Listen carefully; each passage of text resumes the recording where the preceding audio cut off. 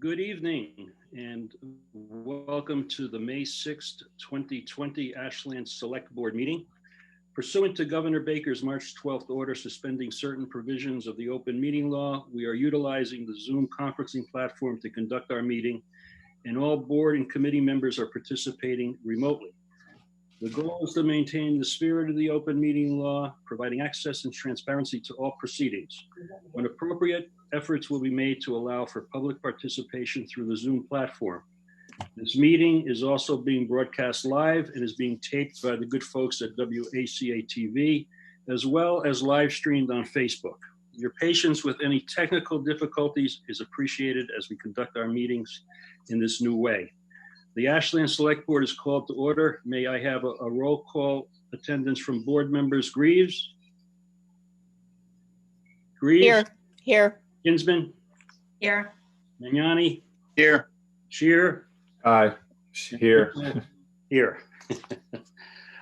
So just, we've got a group of folks in the waiting room. I'm going to admit them now. And we can go through some of the instructions later on. So let me just give me a minute to do that.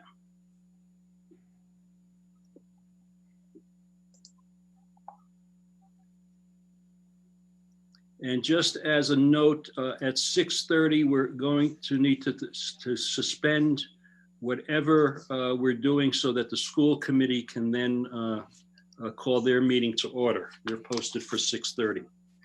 So before, I just want to put up on the screen and just review our agenda for tonight. We initially had 3 poll hearings on our agenda. We only have 1 tonight, so it's just the poll hearing for 128 Main Street. The rest of the agenda is consistent with what we've received in our backup. So at this point, we have a hearing for Che's Liquors, and this is regarding an amendment to his license. This is not a public hearing. This is just an amendment to his license. And Che apparently is looking to use his license as collateral. So Che, are you on the call? And I'm going to unmute everybody at this point and see if we can determine where Che is.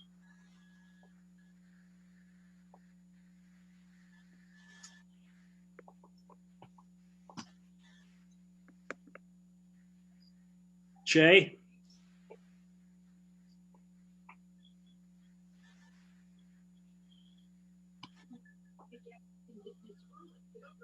Is Che's Liquors here? Can you raise your hand if you are here?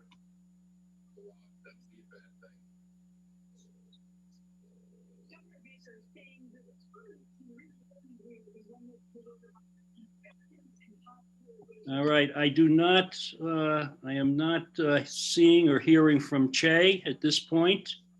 I think, Michael, I think it's possible to still act on this, but let's decide if that's what we want to do. I think it's a pretty straightforward request to use his license as collateral. Any comments or concerns or questions about this? Steve, I do have one question. Is this the first time we've had a store use their liquor license as collateral? I don't think it's the first time, Joe. I can't give you a specific, but I believe it's been done in my experience in the past. But you know, I can't give you facts and figures. Okay, I just don't remember. We may have. I just don't remember it. Thank you. Okay. And Steve, one other question for me, just to clarify, this does not change anything with us in regards to their license. It's just them using it as collateral for something. For a business loan. For business loan. Yeah. Okay. Documentation. Yeah, I'm looking at that. Right. Yep. Rockland Trust business loan. Yep. So that's really, it doesn't change anything Okay. relative to the actual license. Okay. Yeah. This would need to be approved by the ABCC as well. So Okay. the local licensing authority and the ABCC. Okay. Okay. Very good. So any concerns or questions about not providing this approval at this point? No. No, I'm No? all set. Good. All right, good. Rob?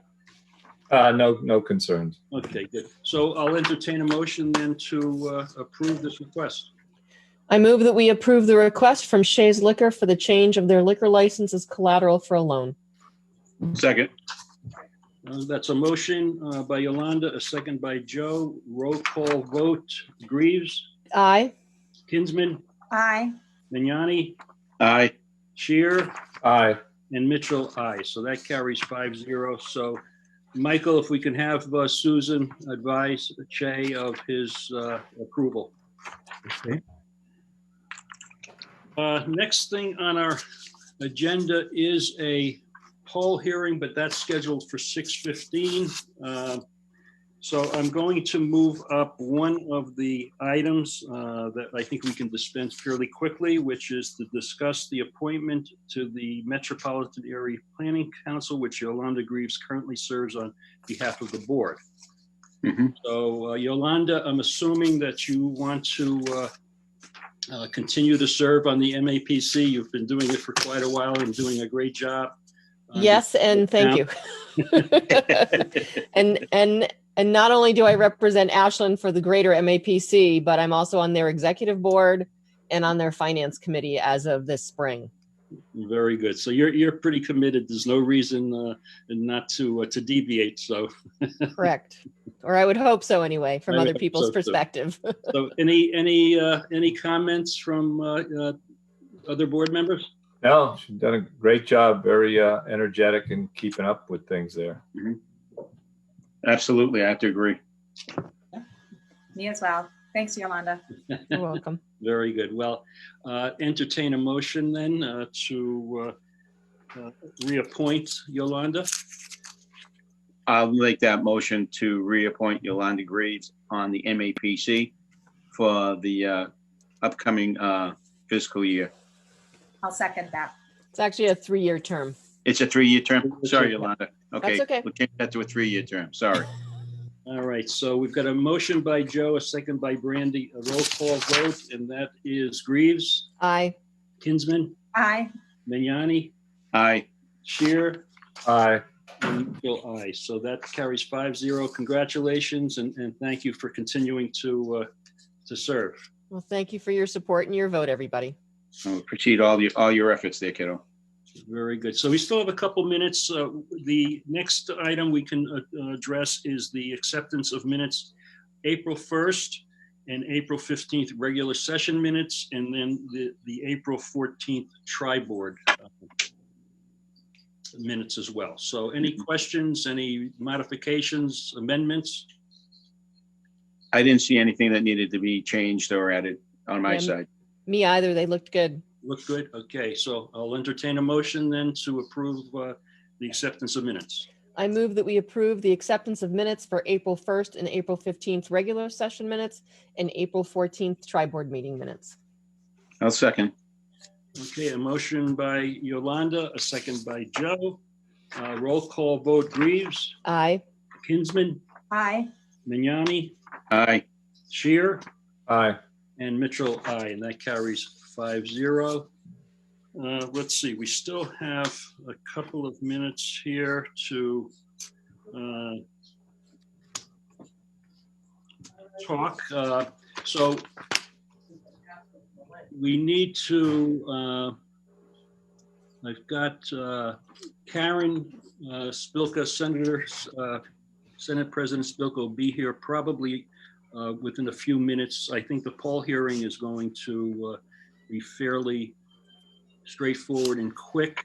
So we'll probably get start sooner than 6:30. And we will also be joined by Jack Lewis as well. So at this point, let me just For the visitors in our meeting, let me just go over just a ground regarding participation when it becomes available at that point in the meeting. In order to recognize and provide an opportunity for all potential participants wishing to comment, participants will utilize the raise hand function. The chair will unmute and then lower the hand at that point in time. Anybody that is on a phone, we're going to have to do a plan B, which is to temporarily unmute everybody and identify who that person is that wants to comment. So we'll address that when we get to it. Okay, so I think we're close enough for our public hearing. So this is a public hearing. Notice is hereby given that the Select Board will conduct a hearing for the purpose of NSTAR Electric Company, DBA, Eversource Energy, and Verizon New England, Inc. to install one temporary pole, number 26/10A, located near 137 Main Street, Ashland. A public hearing will be held on Wednesday, May 6th, 2020, using Zoom. Meeting information will be posted on the agenda, which can be found on the town website, www.ashlandmass.com. The hearing will take place at 6:15. Persons wishing to be heard on this matter are invited to attend the public hearing by logging into the Zoom meeting. Interested parties who are unable to attend the hearing may submit written comments to the Select Board's office, Town Hall, 101 Main Street, Ashland, Mass. 01721, or by emailing Susan Roby at sroby@ashlandmass.com. Steve Mitchell, Select Board. So the hearing is now open. And is there anyone here from Eversource?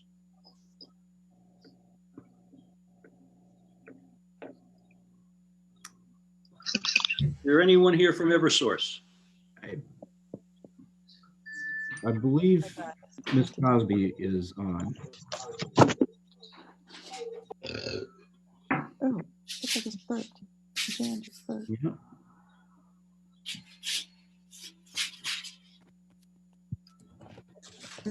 So is there anyone, Susan, I see Susan Roby. I'm not getting anyone here from Eversource at this point. I think Chris Cosby might be on the phone.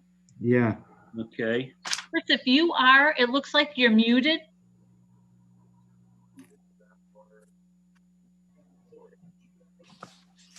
So Chris,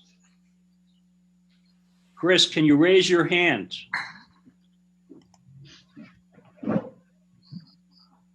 I guess not. And Steve, if she's unable to talk to you, if you have any questions, I did have a conversation with her, so I'm happy to answer any questions that you might have if I have the answers. Okay. Why don't we then have you give us a update? So ultimately what the purpose of the hearing is to bring electricity to 128 Main Street.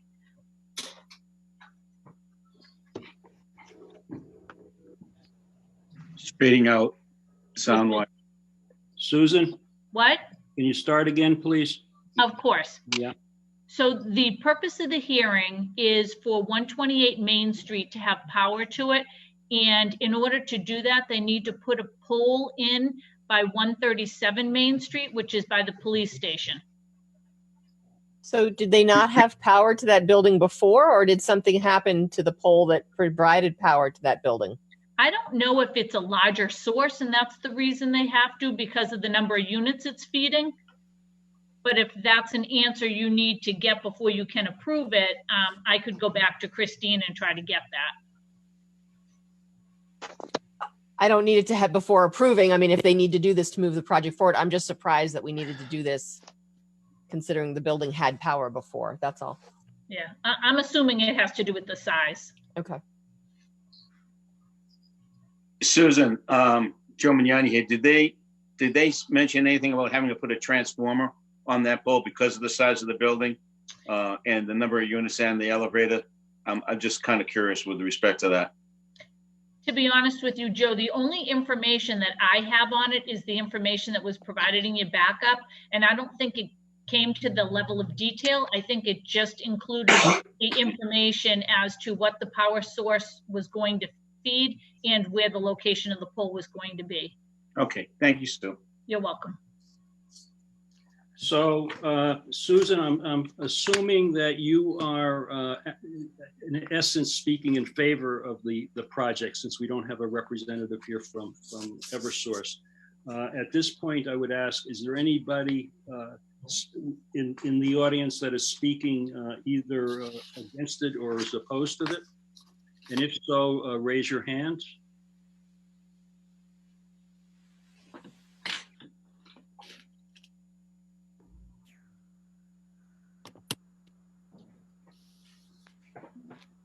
Okay, hearing none. Is there any other information that we need at this point, either Susan or Michael? I did not receive any comments about it whatsoever. Okay. In that case, then I'll entertain comments from the board.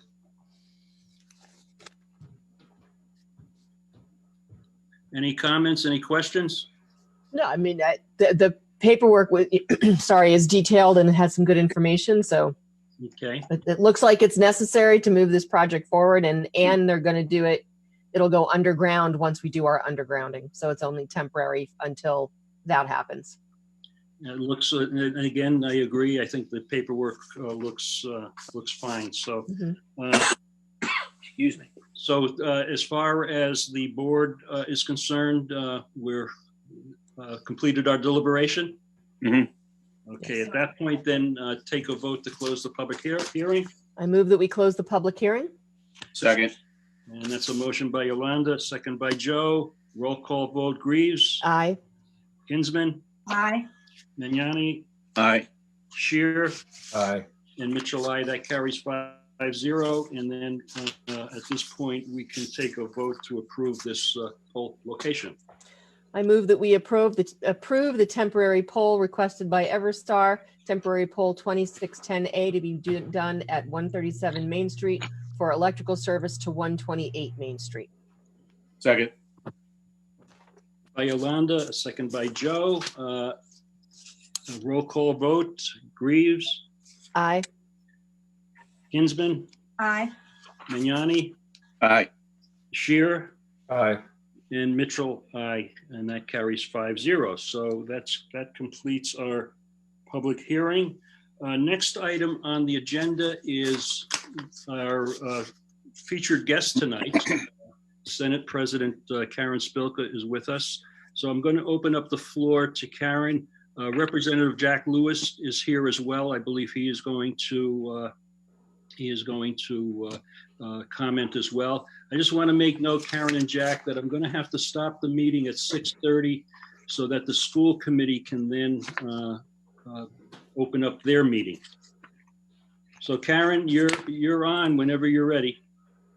Okay, thank you all for letting us come tonight to this virtual meeting of all of you. I think it's great to have Jack and me come to talk to you, to update you, particularly as things are changing so rapidly. So I want to thank the board, the select board, the school committee, town manager Mike Herbert, superintendent Jim Adams, the coronavirus task force that has done such an incredible job, and Ed Berman, the Board of Health, the police force and the firefighters and the chief for all that they're doing every single day, and so many of the other staff and employees of the town. I know this has not been easy. I'd also like to thank the Ashland businesses that have pivoted to produce, whether it be PPEs for the Commonwealth or other things that they are doing to change what they make, either manufacture or the research So I just want to thank everybody, because Ashland truly is a tremendous community where we help each other, and that's really been exhibited by people pitching in. So I just wanted to take a moment to thank everybody for that, and our healthcare workers. It's tremendous work. So if it's okay, I'd like to start with the general fiscal picture of where we're at with 2020 and 2021, to give you all an idea and about the budget. And then, talk a little bit maybe about local aid, Chapter 70, and Jack, certainly we can talk together about what may be happening. I want to start out by saying, and I don't think this is going to be a surprise, just like on the local level, the picture is not pretty for the state level as well. There is COVID-19 presents a twofold crisis for state finances. The public health crisis clearly requires major expenditures on healthcare, public safety, and response. And because of the public health crisis, we all know activities that generally generate state revenue are almost at a standstill right now. And the demand at the same time on the safety net is increasing very rapidly. So I do just want to say, and just to give you an idea, between March 14th and April 11th, for example, the state's unemployment rate nearly quintupled. Claims went from 7,400 claims for a week to over 180 claims per week. The highest we've ever been is almost 50,000 claims, and we're now at about 1 million unemployment claims. So we're about a quarter of our population on unemployment. Sales tax revenue, especially meals and motor vehicle sales, has fallen literally off a cliff, as thousands of businesses, which you all know, have closed and residents are staying home. So for April, the state will miss its tax revenue benchmark by more than $1 billion because of the reduced economic activity and the delay in the income tax deadline. I hope all of you know that we pushed it from April 15th to July 15th, but that means that we won't get our bulk of our revenue that we usually do in April. 2 weeks ago, the Senate and House chairs of Ways and Means held an economic summit with the governor's Secretary of Administration and Finance to assess the COVID-19 impact on state finances. And the consensus was clear. And what all of the so-called experts said, that while we don't know how bad it's actually going to be, they all predict between a $4 billion and a $6 billion drop in tax revenue is likely a best case scenario. So just to put it in perspective, some of you were in local government during the time period of 2009. Sales tax revenues dropped by $2.5 billion. And if you remember, there were some catastrophic cuts during that time period. Local aid was cut in, I think, 09 or 010 by 29%. So the 2020 fiscal outlook, this year's budget, which ends in the end of June, there's an estimate between 500 million and 700 million shortfall. Thankfully, we've had a balanced budget. We're hoping we can do everything we can to avoid any cuts in 2020, but it's too early to say that's 100% sure. But I do want you to know that for this current year, reductions in local aid and Chapter 70 are not on the table. They are not being discussed. And I hopefully do not anticipate cuts for this year. But it's important to note a few things for this year, that given all of these fiscal challenges, things that we normally take for granted, such as if you have some unexpended funds in an account, usually we can, what we call pack it forward, put it so that you can move it into next year to use. That is very unlikely. So we need, because we're going to need to do everything we can to mitigate budget cuts for next year. So my suggestion is, if there are certain areas in town government, in school, that you can spend now, I know you can spend for next year in special education, and there may be other things to do, or certain local priorities that you got in the budget. It's important for you to responsibly spend them. But I do also want to mention that for budget, as well as, you know, what I'm going to talk about in a couple of minutes, the remote learning, if the school thinks it would be helpful, I could help set up a virtual meeting with some folks from DESE to Excuse talk. me, Karen. Yep. The school committee needs to call their Oh, okay. So Good. hang in there 1 second. Laurie, if you want to unmute yourself and take care of the school committee.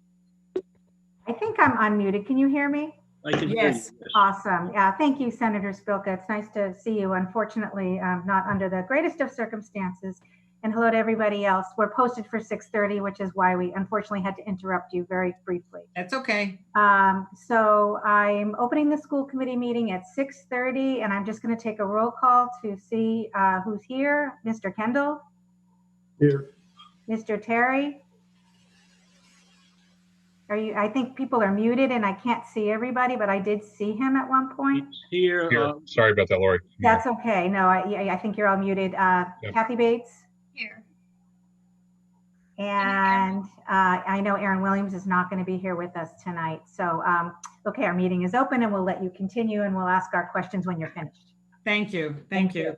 So I do want to offer a virtual meeting with folks from DESE. I was at the Natick meeting with the select board and the school committee on Monday and offered them as well. They can, I can do one for a few of my towns where you could ask questions about budgeting, remote learning guidelines that they're working on, and other issues. So let me know, later on or tomorrow. You don't need to say tonight. So questions on the fiscal 21 budget that starts in July. Three related factors make the 2021 budget outlook very uncertain. And this is both sobering and somber, actually. I'm sorry, don't kill the messenger. First, we don't know yet how the pandemic will play out. Second, we know that state revenues are going to decline precipitously, but the estimates are continuing to change. Finally, the availability, and just as important, the flexibility of funds from the federal government is not very clear at best. And we can develop that a little bit more. So given these three challenges, determining a budget process and a budget for 2021 is really been daunting, but the House and the Senate Ways and Means are working very closely with the administration to develop a budget process that focuses on collaboration and hopefully adjusts to the uncertainties and having a process.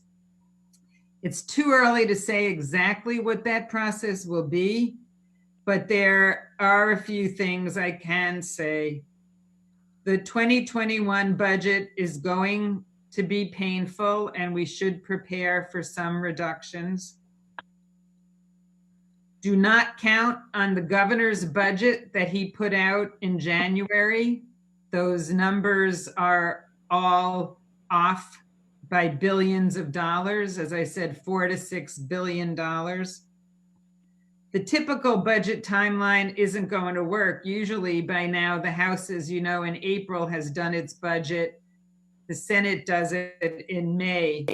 That's not going to work. And so there may be interim budgets before we complete a full year and get an idea.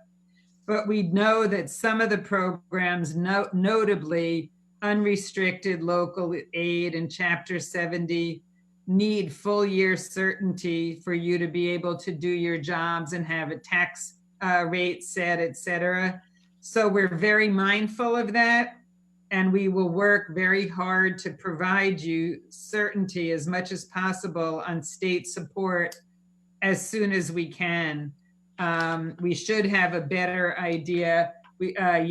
Yesterday, Tuesday, the days all blend in together. Tuesday, we got our April tax revenues, and we were close to $2 billion below what we had been anticipating. So, you know, with just very quickly, Chapter 70 local aid, I'm really proud of the work that Jack and myself and our colleagues in the legislature have done for both local aid and Chapter 70. I want to remind you, last year, Ashland got among the highest increases at 28%. And in the last 10 years, Chapter 70 education aid has increased by 75%. The numbers have really increased. It's clear that the current crisis will impact areas of the budget, including local aid and possibly, I don't know, but you know, the Chapter 70 funding and potential implementation of the Student Opportunity Act. We have to see how much we get in federal funds. In 2009 and 2010, we held Chapter 70 education aid harmless, but we were able to do that. If you remember, the federal stimulus funds, the federal government gave us and distributed large quantities of federal aid for K-12 schools. There were some strings attached, but almost every school district was able to receive large amounts of the fund, and we did that. So I understand it's important to let you know, and we will do what we can to minimize reductions, aggressively advocate for increased federal support for both education, for local aid as much as possible to give you flexibility, us and the state flexibility. And we will continue to prioritize fairness, predictability, and equity in whatever approach we ultimately take.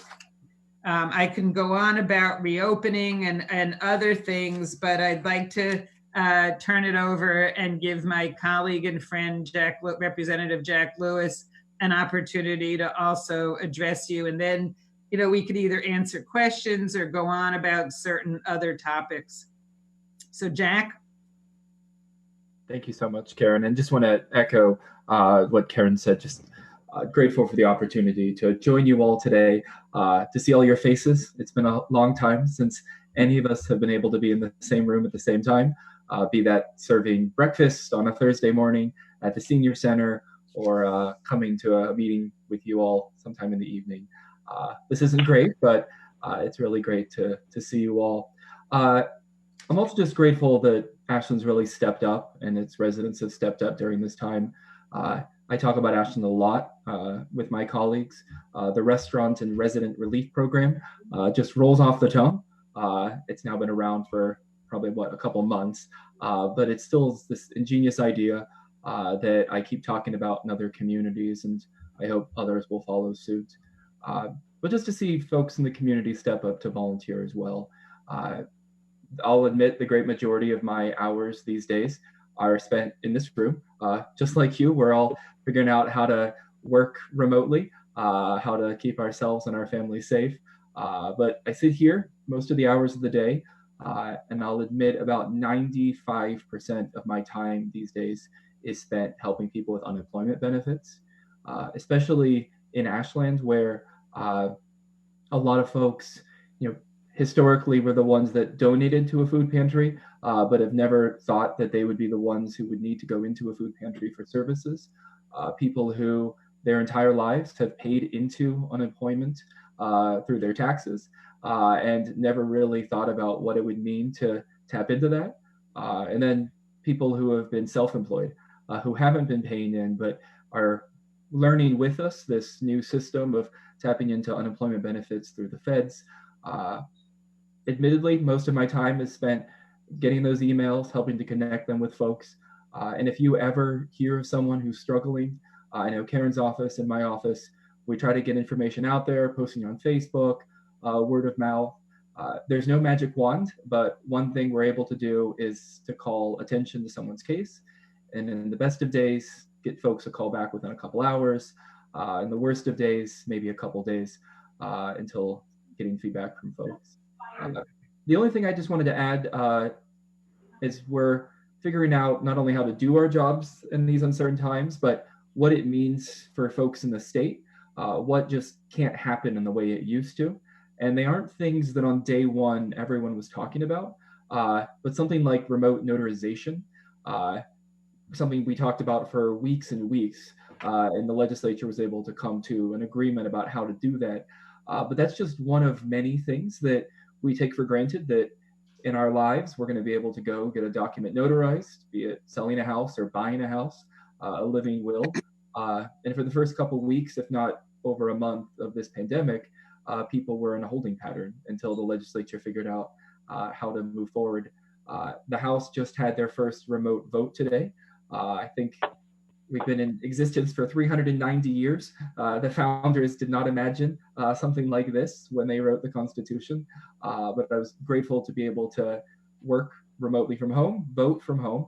It was a lot of conference call lines and wasn't exactly what I think any of us imagined. Steve, seeing you start this meeting and do those roll call votes so efficiently gives us all something to aspire to. But yeah, I hope you know that we're both here. Reach out to us directly if we can be helpful. This is, as you know, far from being over. And while numbers are stabilizing, at least as it relates to hopefully deaths and new cases, every day we hear of a new story of somewhere in the Commonwealth of a nursing home or a rest home or some other congregate care place in which it's not a handful of residents who have tested positive, but unfortunately more than a handful of residents who have passed. And those are the things we're also working on, making sure that that data is published, that we know what's going on, and that we quickly build the airplane mid-flight as it relates to ensuring that we learn from yesterday's mistakes to make sure that no one else has to suffer in the way that others already have. That's all I've got in the way of an update. I'm happy to answer questions when we get to that place as well. Great. Thank you, Jack. Karen, do you have some additional comments to make? When you're comfortable with your comments, I'm going to turn over the meeting to the school committee first to ask questions, and the select board will be able to ask questions at that point. So Karen, you're back. Yeah, I can just preface a little bit at this point then about public education during coronavirus. I've had several discussions with Commissioner Riley and the governor about the planning and pushing to have plans and a system in place for remote learning for our students and guidance. The crisis has forced us basically to totally rework our public education system and basically rework it on the fly. The first priority was to make sure that our students were safe at home and they were fed. There are so many of our students that rely upon the schools to have their breakfasts and their lunches, and that was like the first phase. The next, that was accomplished, and the next was to ensure that students could continue to sort of go to school in the new reality. And the process clearly has not been seamless, and we're aware of major challenges that all districts face related to technology, students with special needs, keeping students and their parents engaged and energized, these complicated issues are not going to go away when the summer starts. And we've had conversations with Desi about how to keep our kids safe and engaged over the summer, what the start of our next year might look like, how we figure out the impact of this time on our children, both the academic impact and the social and emotional impact that I know is just as important to the Ashland school system. And I know that each school, each of you have a lot of questions about remote learning requirements and the plan moving forward. So, you know, again, I say, if you want to hear from Desi, we can schedule something. But I'm happy that the legislature was able to waive this, you know, the MCAS requirements for this year. And in terms of competency determination, you know, we gave that some discretion to the commissioner, and basically most students will be graduating, and I'm happy about that. You know, as long as they've attended and done their work, they've done some alternate ways to make sure kids graduate. So every effort will be made to allow our students to graduate this year. But there are a lot of questions about what's going to happen this summer with summer school, summer camp, and then returning to school. We don't know what it's going to look like, if we'll have another spike in the virus come September, and will, you know, so there's a lot, and I recognize that, of uncertainties. So I'll end there about school, and maybe later on talk about reopening and just a little bit about that, but open up for Jack and me to answer questions from the schools. I'm sure there are some questions. Lori, you're on. Yes, thank you both. We appreciate that, and we appreciate you, and I'm sure this is not an easy time for you all either. I will open it up to the committee first to see. I can't see my members, but maybe you can, Steve, and if people have got their hand in the air, they can start by asking their questions if they have any. Sure. So everybody bear with me. We've got virtually 50 people on this Zoom meeting, so just bear with me while I manage any of the hand raising or any of the other unmuting that needs to be done. So as Lori suggested, anybody from the school committee that wants to ask a question, please raise your hand. I see there's a number of administrators on the line. Jim Adams, you're here. You are unmuted. So yeah, Jim, Paul, you know, if you guys have any questions, now's the time. Feel free. Am I good now? I'm unmuted. Yeah. Thanks, Steve. Again, thank you to Senator Spilka and Representative Lewis for taking the time tonight. I certainly don't have many questions. I've been heavily involved, obviously, with the Commissioner of Education, and we meet weekly. So getting the information with regard to remote learning, certainly their department has kept us informed, well informed of our budget concerns and potential crisis for 2021 and 2022. I did mention to the Commissioner that I do believe, if we're worried about learning gaps that are certainly going to occur after these 63 days that we're out. We do not know what the fall will look like. We're still waiting guidance, obviously, from the Commissioner's office, but my concern is as we enter into 2021, that the legislative body may want to consider and still think about reducing the MCAS requirements for 2021, grades 3 through 8 especially. I get it for grades 10 and grade 11 for the competency determination, but grades 3 through 8, we're talking anywhere from 15 to 23, 25 days of instruction, teaching and instruction that could be occurring as opposed to taking standardized tests. And if gaps are going to be created, which we know they are, I just think that's a good common sense approach to consider. And believe me, as folks are listening, there's more to it than just the Massachusetts government looking at this. It's a federal requirement as well. So folks, you know, it's not that easy. I get it, but I'm just voicing my concern as the superintendent of schools that I think we need to be mindful and considerate of the amount of testing time that's being taken up and preparation when we could actually be closing gaps. So thank you. That's all I have. You know, can I just respond, Jim? I Sure. think that it would be terrific for Ashland to send a letter to the federal delegation, you know, the senators and our congresswomen to push for not only funding the way they did back in 09 and 10, but to look at the federal requirements that you just referred to and consider waiving them. Okay. And if there's any other issues, you know, put it in a letter. They need to hear, we need to be able to rely on our federal government for funding and to relax some of these requirements as well. Understood. Thank you. Thank you. Steve, can I jump in with a question? You're on, Mark. Thank you. Again, good evening, everybody. Thank you for taking the time. And Jim got one of the questions or points that I was going to comment on. So I would just sort of second his thoughts about the MCAS and certainly know to the extent that we are using that to sort of measure progress of students, we know there's going to be an impact. And sort of using that tool when we're not in normal environments, I feel like is a bit of a waste. But I certainly hear your comment, Senator, about where we need to direct that and understand the federal layer on it as well. The question I was going to ask you is just if you give us a sense of one, sort of confidence in economic revenue projections, because as you said, everything is changing so rapidly. At some point, we'll just have to make a judgment call. And so I'm curious about your thoughts on that, and also sort of the potential timing on a budget, even if it's a quarterly budget at the state level, when you would hope to have something out.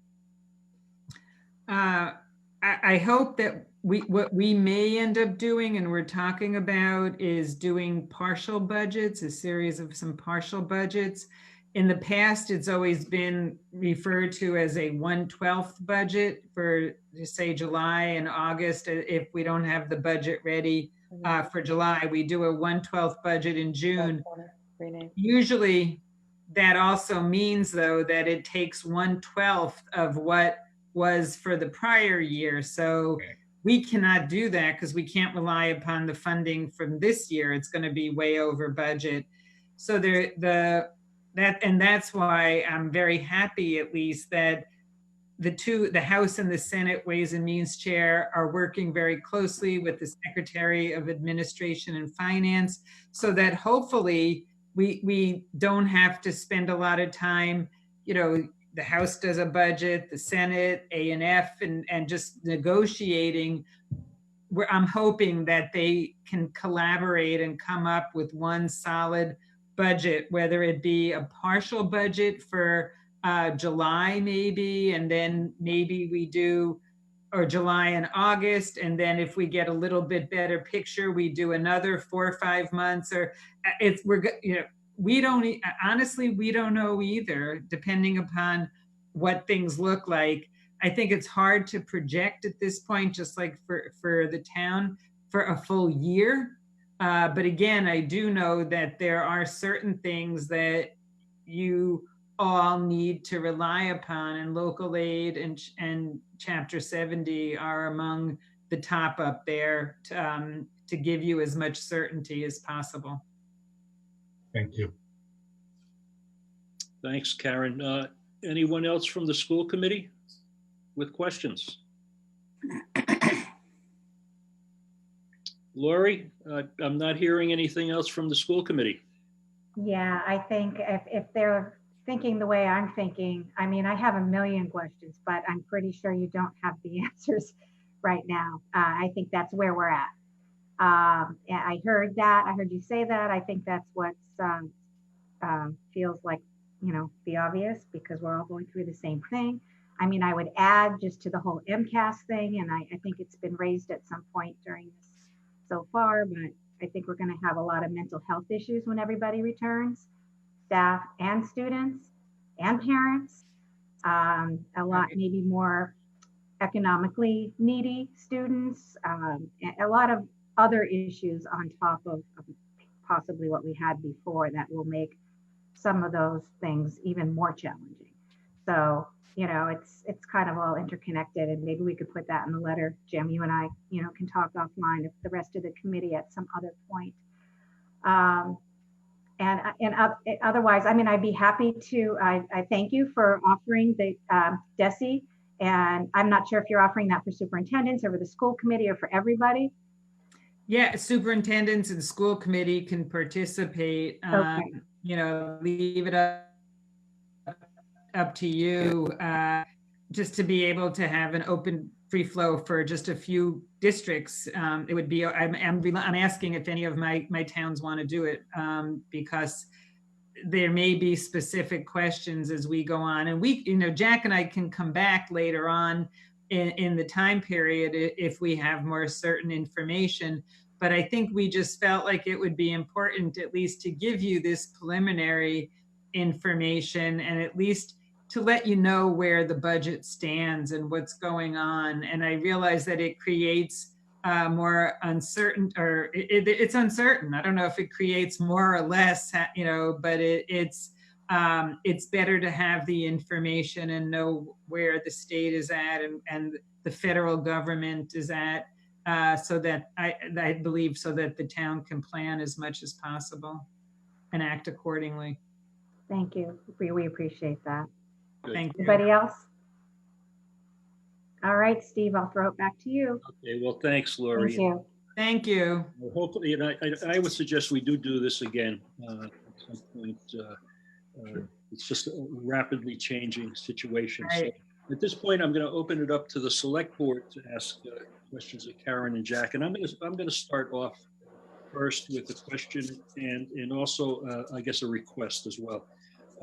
So in terms of the process, Karen, for developing the fiscal year 21 budget, you know, typically, you know, you've got the two bodies do their budgets. They come to conference. Are you looking to do a pre-conference style of budget? Are you going to kind of bypass that initial? Exactly. That's what I'm hoping. You know, people need to agree. And I think that there have been some discussions about that to try to get something done. I think, as I've said before, unprecedented times require unprecedented solutions. And that kind of budget, I don't think has ever been done before. But I think that for the benefit of the residents, of our communities, of our businesses, of everybody, if we can agree on something, again, it may be a short-term budget to begin with and then something longer term. And we recognize that cities and towns may need to do short-term budgets. And that's why we changed the law to allow that as well. But because things are changing so rapidly, I hope that as the Commonwealth reopens and businesses slowly, you know, go back to somewhat normal, it's probably going to be a new normal. But I hope that our revenues will increase more rapidly than, say, the recession of 09 and 10. You know, it's a very different financial picture. Good. Well, thank you. The second part of the question, too, and I'm assuming that at this point, with all the uncertainty, that everything is on the table in terms of evaluating sources of revenue. So, do you anticipate what would you anticipate for impacts on taxes, changes to the tax code? Business taxes, personal taxes, what do you anticipate? Has there been discussions thinking about that at this point? Still at the beginning stages? It is to some extent at the beginning stages. I mean, I feel broad-based taxes are not on my radar right now by any means. I still do want to, and I want to mention that I'm still hopeful that the Senate will be able to get some other big bills done this session in addition to a budget. We still need just before this whole thing cracked, the House had just done its transportation bond bill and a revenue bill for transportation. I'm hoping that we at least do a transportation bond bill we can't keep kicking the can down the road. I do believe that this, may be an opportunity that if we do the transportation bond bill and we provide the funding for capital projects for our MBTA, our RTAs, our commuter rail, our roads and bridges, that we can get some of those projects done before the congestion really builds back up, that there will be an opportunity of a little bit of a lag, that maybe the administration can really gear up and work on RT, our RTAs, our commuter rail and roads, et cetera. So I'm hoping we do the transportation bond bill and reform. The Senate did a pharmaceutical cost reduction bill and a major mental health reform. I'm hoping we still do another healthcare, and I hope that we can get something done and on the governor's desk, because we need to look at reducing costs for healthcare and prescription drugs and mental health. As Lori was just saying, the bill would really reform our mental health and propel us to being among the first in the nation in reforming mental health. I'd like to do an economic development bill. I think that would help us with particularly our small businesses and potentially housing. I mean, we talk about the need to do a housing bill. I realize that's ambitious, but I think we will try to get that done as long as we are able. I think the legislature, I know from the Senate's perspective, and I believe the House as well, Jack mentioned this is a body that's been in existence for 300 years. We've tried to be as nimble and quick as we can be for a deliberative body that was especially built to be slow and deliberative. We've tried to be as nimble and quick as we possibly can to address the needs of our commonwealths, our cities and towns, our businesses, our residents. So, and we'll continue to do that. And, there's no playbook for any of us for doing this. Understood. So thank you. I do have another question, but I'm going to open it up to my colleagues at this point, and Michael Herbert and Jen for any questions for Karen and Jack at this point. Anyone? Michael? Okay. Rob?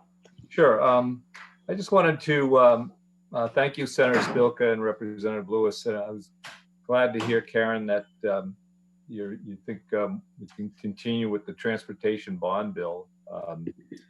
I was just, one of the things I was wondering in terms of the overall economic situation, is the state still have, in your opinion, a fairly strong bonding authority that maybe the bond bill can continue to be a strong bill, even though the current economic status is problematic? Is that one way of trying to fund projects we otherwise couldn't fund? Or yeah, I mean, the state has a very strong bond rating, and bonding is more for capital projects, not for operational programs and services. So we will try to use it judiciously, because we certainly still need to pay back the bonds, but there are certain things that clearly need to get done, like our transportation infrastructure.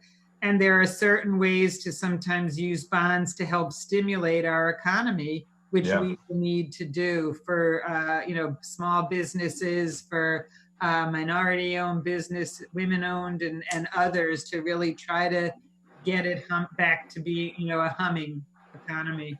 Great. I think you'll find a lot of support for that kind of thing, at least from what I can sense out there, that's a strong direction to go in. I did want to, the other, I know, the gas tax, of course, hasn't been increased in many years, and now is a very problematic time to consider that. But as a transportation advocate, I guess we're kind of torn between, we've got the traditional gas tax to help fund transportation and the governor's concept of this transportation climate initiative. Is there anything currently going on with those ideas, or can we think that something's going to happen I know this, the pandemic has put everything on hold, but the idea of changing the gas tax or doing something under the Transportation Climate Initiative, in your opinion, or Representative Lewis, how's that looking at the moment? Any movement there? Jack, do you want to take that one first? Initially, of course. The speaker, this goes back to Steve's question as well. The speaker has indicated hope, in addition to COVID-19 related things, that we take up a healthcare finance bill. He has said things along the lines of my rental bill. I think there's the 2050 roadmap is the one that gets most traction in the House. And I think he's been quoted saying that there's still hope that the transportation bills that we passed, it seems like years ago now, but earlier this year, will continue to gain traction, at least in ongoing negotiations between the House and the Senate. But beyond that, I'm not sure of an appetite to do that much more. And it really then goes back to what place the Senate's in to have those conversations. But yeah, it seemed like just yesterday we were talking about gas tax and projection pricing 24/7, and it seems like a long time ago now. But I think it remains to be seen what appetite there is in the Senate, but also in the House at this time. Yeah. Yeah, I did not mention, Rob, the climate change bill that the Senate passed, the Next Generation Climate Change, also was a real landmark, groundbreaking bill. So, there are some very big bills out there that hopefully we could address. Again, we'll have to see what happens and how much bandwidth we can do, but those are the areas that I still would like to have the Senate address or work with the House to have something on the governor's desk. If we certainly appreciate your efforts in those directions. I had, I guess, my last kind of little operational question. We know the state has a rainy day fund, and how are you thinking that could be used in the FY21 budget, or how would that come into play? Or it seems like the rainy day is here. So what are your thoughts on that? Yeah, the rainy day is here. I'm hoping that we do not need to use it for this current fiscal year, 2020, because we will need to use it in 2021, the fiscal year that starts in July. We have to use that judiciously. I'm proud that we have a $3.5 billion rainy day fund, among the highest in the country, but it's only going to go so far as well. If we have a $7 billion gap for next year, it's not going to plug all the holes, no matter how much we put in. And we have to be mindful that 2022 may have some challenges as well. So we can't use it all up in 2021. So, but it is raining hard. I recognize that. Yeah. And I certainly think that you've got a good approach in terms of trying to parse things out a bit till we have more information. I think that's a good approach. So thank you both for your efforts there. Thanks, Steve. Thank you, Rob. Yolanda, Brandy, Joe. Yep. So thank you, Karen. Thank you, Jack, for being here. We appreciate the work that you're doing at the state level. Couple questions and then a comment. The first question is the transportation bond bill. As they're looking at that, are they going to take into consideration of the possibility of the change in what transportation needs are going to look like once this is done? As businesses start thinking that maybe people don't have to commute into Boston and we focus maybe just on a public transportation versus the roads. I mean, is that being considered at all? Yeah, I mean, we are looking, the Senate, when you say they, it's us. We're looking at it. We're looking at it. I have asked the Senate Chair of Transportation, Senator Joe Boncory, to continue working on this bill. So I'm hoping that once we get out of this, COVID only time period, that we can focus on it. And as I said, I do think that when there are hard times, opportunities are provided so that there will be a time period where not as many people will be on the T, not as many people will be on the commuter rail or RTAs, because people will be slow to get back onto it. And there are some roads and bridges that we still need to look at. We can't ignore them either, but that if we can pass a bond bill and allocate funding for this, particularly while there's a slower time period and the roads and the T and RTAs and commuter rail are not as congested, that it will hopefully present an opportunity to do the work on those, to improve them and bring them up to a transportation infrastructure that I think our residents deserve to have. So we are looking at that. There will be some changes, though. We recognize. Yeah, I'm thinking more of the fact that not as many people, not just within the next 6 to 12 months, but the whole commuting traffic and pattern could change quite a bit as people realize that their employees can work from home and we don't all need to be going into Boston to work. You're right. We don't know what's going to happen, though. And eventually, if we're fixing, we should fix for the next, not just, as you said, 6 to 12 months, but, 5, 10, 15 years or beyond for some things. So certainly we would take a look and prioritize those things. I still think eventually public transportation needs to be improved and needs Definitely. a lot of attention. And the Senate's focus has always been to change and influence people's behavior. What can we do to improve public transportation, to want people to get out of their cars and onto public transportation? So Right. I think this provides us an opportunity to look at that. Okay. Yolanda, just throw in one thing real Yeah. fast. Sorry. I think one of the conversations we're having on the House side is along the same thought process you've presented. What will it mean when people can go back to work who normally take the commuter rail, but now don't feel comfortable being that close to other folks? And Right. so in the same way that traffic's down and maybe folks will make that choice and employers will make that choice, that'll keep it down for a while, will there be more folks joining those people on the road Right. that'll actually increase traffic on the highway in a way we don't want and we weren't anticipating? And I think it remains to be seen psychologically what effect the current pandemic's going to have on folks in the long run. And I think the other piece too is, as part of the I-90 Alston project that, again, a couple months ago, it's the only thing we were talking about. One of the things we had started presenting to folks was, what would it mean to incentivize employers to allow employees to work from home? And if there's a lesson we can learn, one of the lessons we can learn from this pandemic is a lot of folks who never thought they could work from home have been forced to. And in some cases, folks are finding it better. Other people are finding it a nightmare. Part of that is the kids are home. But what will it mean for those conversations too? And I think you're asking, of course, the right questions. And I think just keeping those conversations going and forcing us to think creatively, as we don't really know what the future holds, unfortunately. Right. And then the other is related to the budget and what other legislation might be passed. I mean, we are technically required to have a budget voted by town meeting by June 30th. We are looking at possibly being able to do a 1/12 budget or a 2-month budget. What other legislation is being looked at? Remote town meeting has been talked about.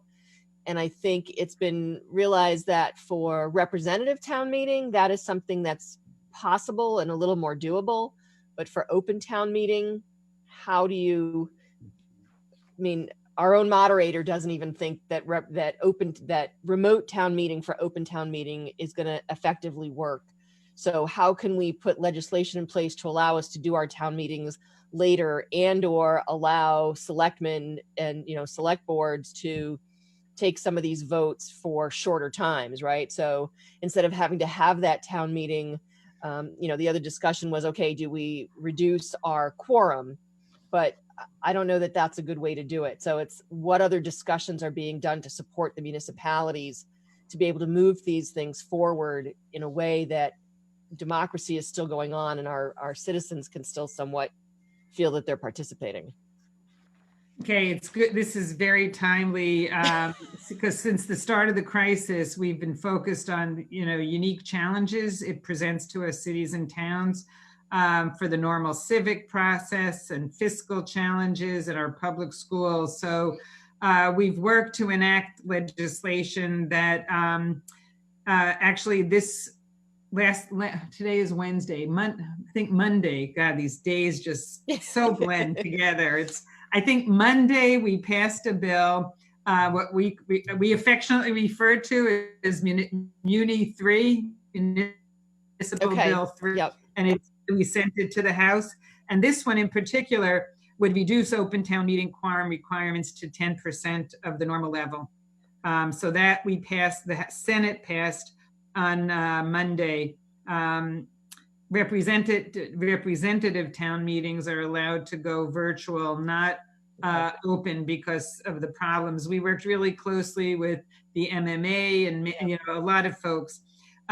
We allowed for a local option, delay the due date for spring property tax bills, delay local elections. We delayed annual town meetings to past June 30th and allow for continued flexibility to delay town meeting in the future in further 30-day increments throughout the state of emergency, if it's still a state of emergency. Fiscally, we allow the towns to amortize their 2020 costs related to the COVID crisis for the next 3 fiscal years. Good. We appropriate free cash and other balances on hand for the 21 budget. You can enact, as you said, temporary 1/12 budgets. And the bill that we did on Monday, because this came up, we announced that we let towns and school districts the option to continue paying vendors for their contracts to ensure that when schools do come back or towns come back, that the vendor is still there, that they're not, either out of business or gone to others. And then we've done some stuff to suspend municipal timelines related to building and other permits to ensure that the crisis doesn't inadvertently interfere with the permitting process and other stuff. But in a nutshell, those are some of the things that we have done for increased municipal flexibility. Great. Okay, thank you. All set, Yolanda? Yes, I am. Thank you. Michael, I think you've got some questions. Michael Herbert? Yes. First, thank you both for what you and your teams have been going through and what you've done over the last couple of months, because as I like to say, we've been trying to change 175 years of Ashland town government in the span of a week. I can only imagine what it's like when you're trying to change a government that's been functioning a certain way for over 300 years. So, and as you mentioned, it's been a little frustrating getting some guidance from the federal government on certain things. So you're probably experiencing that on a whole different level than I am. I had 3 questions, and I can ask them all at once. One, I think, is a little bit more of a longer answer. The other 2, I think, are fairly simple. But the first one is most everything that I'm seeing talks about a recovery, whether we're talking about a W-shaped recovery or a hockey stick or a V. Each of those models seem to have things getting better and almost returning to normal by the end of calendar year 21. Is that still the prevailing thought that is circulating over on Beacon Hill? Because if we can get through this and have a recovery in that short a time period, I think it would be a miracle. Second one would be two things that were offered during the last recession. I just wanted to see if the legislature is talking about it or considering it. First, an early retirement program for municipalities to take advantage of. I believe the last one offered those who qualify, they could either add 5 years of service or 5 years on their age to their retirement amount. And then the second one, which is really unpopular, one of the things that happened when local aid was being reduced during the Great Recession was the legislature gave towns the ability to establish local option taxes, like the hotel tax and the meals tax. Just wanted to see if that's something that's being talked about within the legislature as potential solutions. So those are my 3 questions.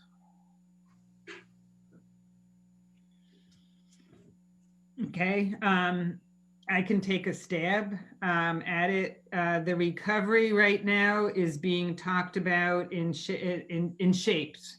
For those that aren't aware, it's sometimes referred to as a V shape, where it's gone down very quickly and hopefully it'll go back up very quickly. A U shape, where it goes down and then it stays at the bottom for a while and in the bottom of a U and then starts going back up. There's another new one, the Nike swoosh, that it goes down and then bounces back up, or a slower incline. There's also the W, where it goes down and then starts going back up, and then the COVID-19 incidents increase and we get it goes spike, and so the economy goes down again and then back up. Honestly, the alphabet soup is hard to decipher, and I think depending upon who you're talking to, they'll give you a different answer. So I'm reluctant to say which letter of the alphabet I pick at this point, or what seems to have consensus. It's hard to know, Michael. It really is hard to know. I hope that it's over by the end of calendar 21. It's hard, and that's why I think we have to be judicious with the state's use of the rainy day fund. And again, some of it, and I emphasize this, and some of you have noted this, and Michael, you said with the federal government, I urge you to write a letter to our federal delegation. Again, we were able to not have cuts to Chapter 70 and education aid in the Great Recession 09 and 10 only because of the massive influx of federal dollars. Right now, they are sending the stimulus bills that they have done have been very specific, and the costs has to be completely and directly COVID-19 related. It has to be an expenditure, and then you get reimbursed. So it's difficult, unless they're giving some for hospitals, they gave some for PPEs finally, but there are so many strings attached. I was on a call with some of the other Senate presidents that some of the states are contemplating sending some of the money back because they can't meet all of the strings that are attached to this money.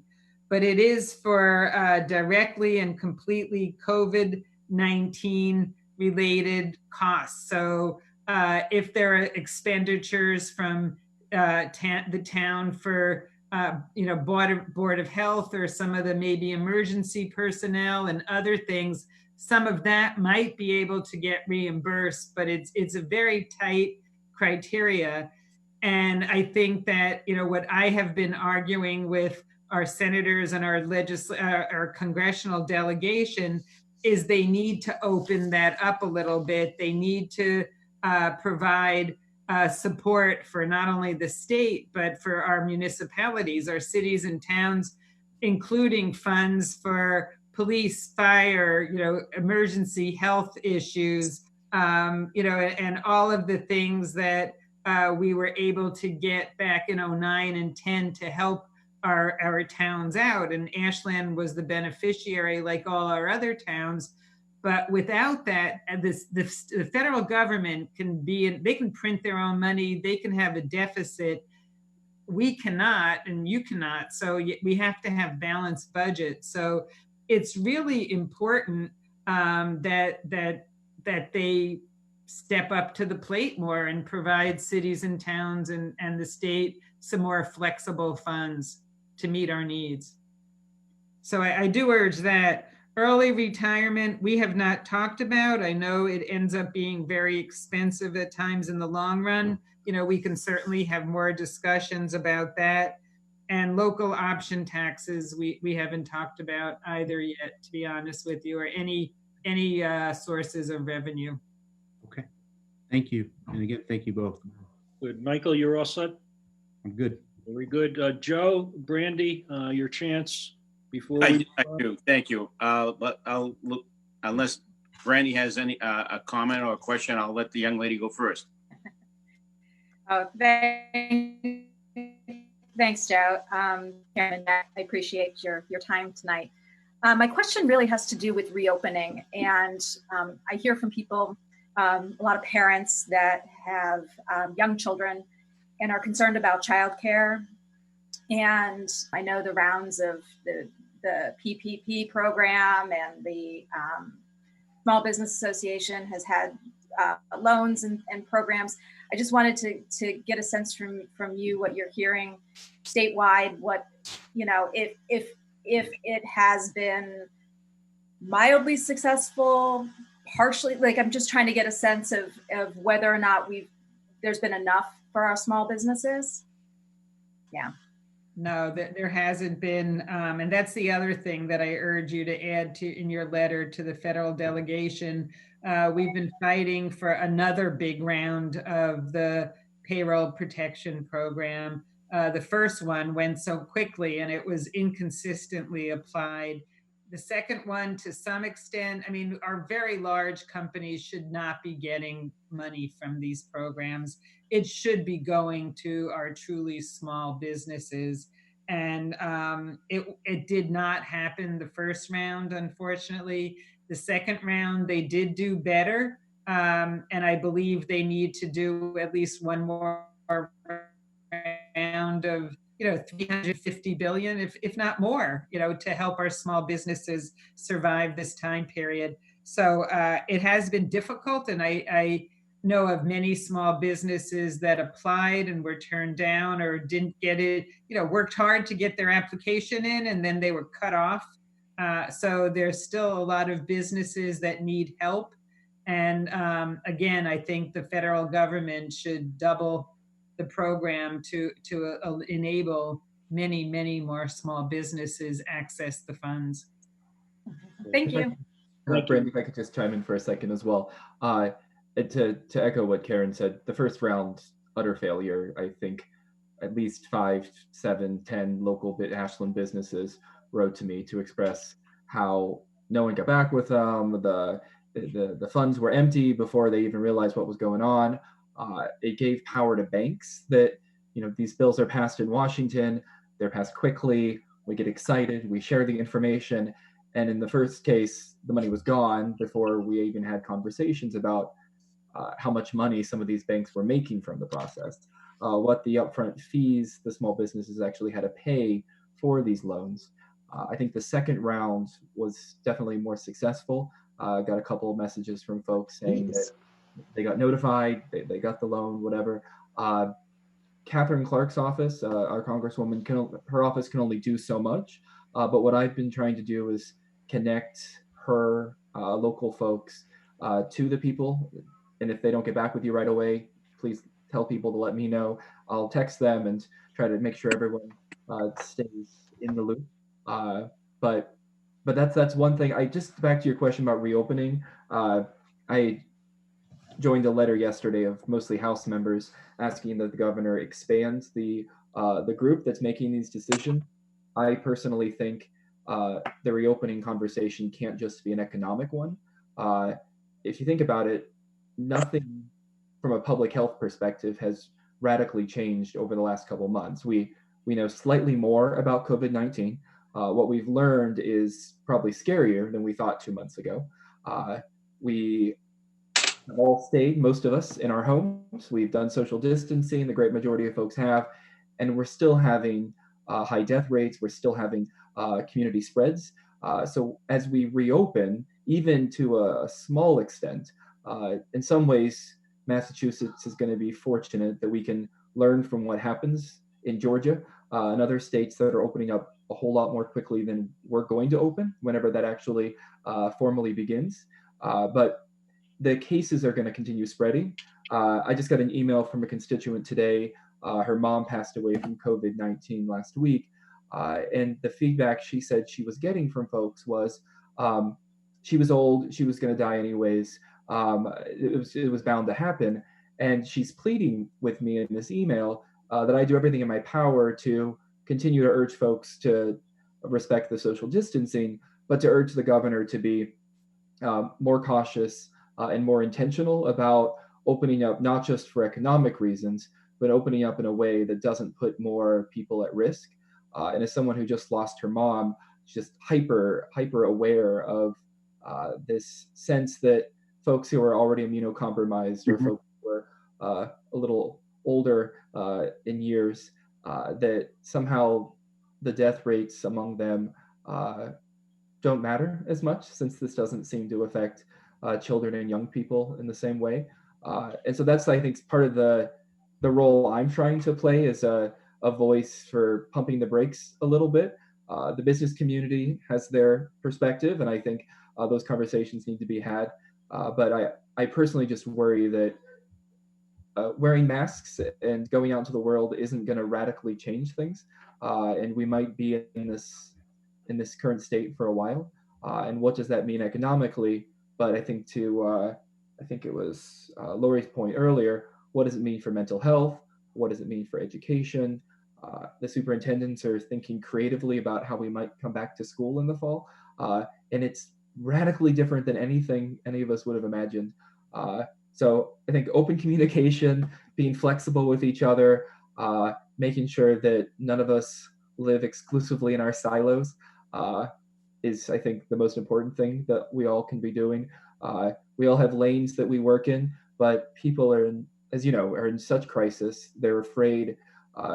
We had a woman who her Verizon internet got cut off on Easter weekend, and she has a couple kids who were trying to do schoolwork.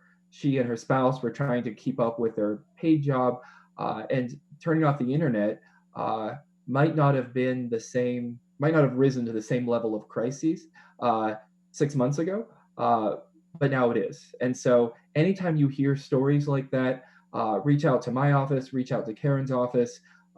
Again, none of us have magic wands, but I'm happy to be texting the Verizon representative at 9 o'clock on a Sunday at night to try to get somebody to someone's house.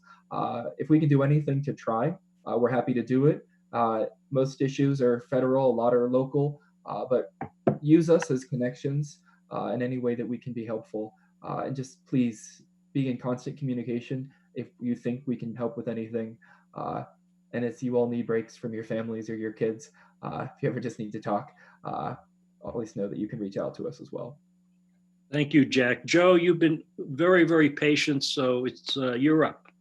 Well, thank you. I mean, a lot of the questions that I had have been asked already by some of my constituents, so I will briefly ask both Senator Spilka and Representative Lewis, thank you for being here this evening and for all the work that you're doing on our behalf in your districts. Just earlier today, Massachusetts had over 72,000 reported cases, and out of those, 4,400, a little over 4,400 were deaths. And to me, that's 4,400 more deaths than I really would have liked to see. Unfortunately, I'm sure we all know people that have lost their lives as a result of this. I can just tell you this past week alone, 4 of my classmates lost family members, moms and dads, as a result of this. Granted, their age had something to do with it, but at the same token, their deaths were attributed to the COVID-19 virus and their inability to breathe. So my condolences to all of them. But my concern, Karen and Jack, I've been hearing a lot about the budgets and how we're going to do this. None of us have crystal balls to predict what's going to happen in the future. We're all trying to be positive and upbeat, and this isn't going to beat us. We're all in this together, and I thoroughly agree. But one of the concerns that I have, and I haven't heard anybody talk about this, family members or members that are involved in domestic violence situations and in an environment where they are stuck in this environment because they have to be, they're contained in a home. And I'm seriously concerned and worried about children who are part of child abuse and domestic violence victims. Usually when we have budget issues, the first things that usually go social programs and things of that nature. And I hope that doesn't happen. And I know you can't give me any assurances that won't be the case this time around. But are there any actions being taken to safeguard those victims or those children that are involved in child abuse cases where they have to be in an environment or in a home where the perp is in the home as well? And if you don't have an answer, that's fine. But I'd just like to know if there's anything being done about that. And I'll leave. I mean, I could just say, and I agree.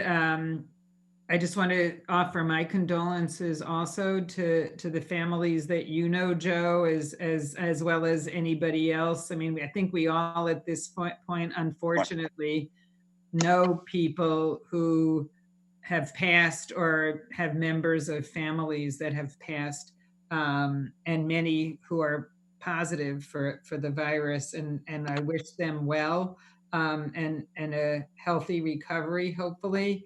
These are areas that we recognize. I actually had a long conversation with the child advocate, Maria Mercedes, who helps to oversee a lot of this. And she's very concerned about these issues too. And adults that are stuck at home because of the situation, as well as children. There still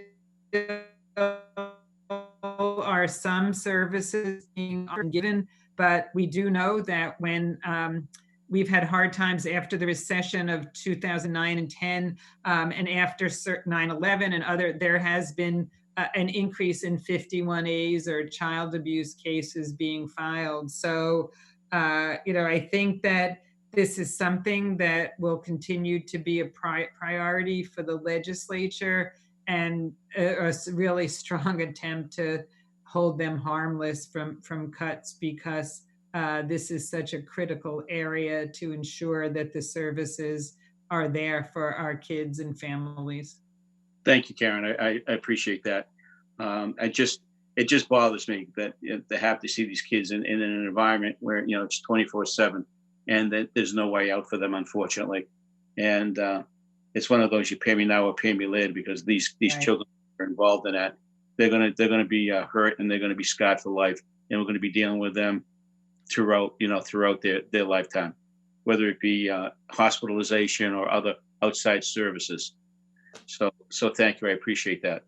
And again, thank you all for doing the jobs that you're doing. I know it's not easy. I can't even fathom what you folks are going through right now when it comes to the budgets, because it changes daily. So I appreciate all your work. Thank you, guys.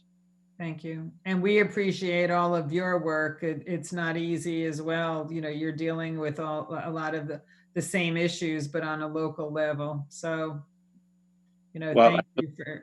Thank you. I know 3 businesses in town that have come to me and asked, if there was anything that, the state could do, but a lot of this is the federal monies that are being offered to the small businesses.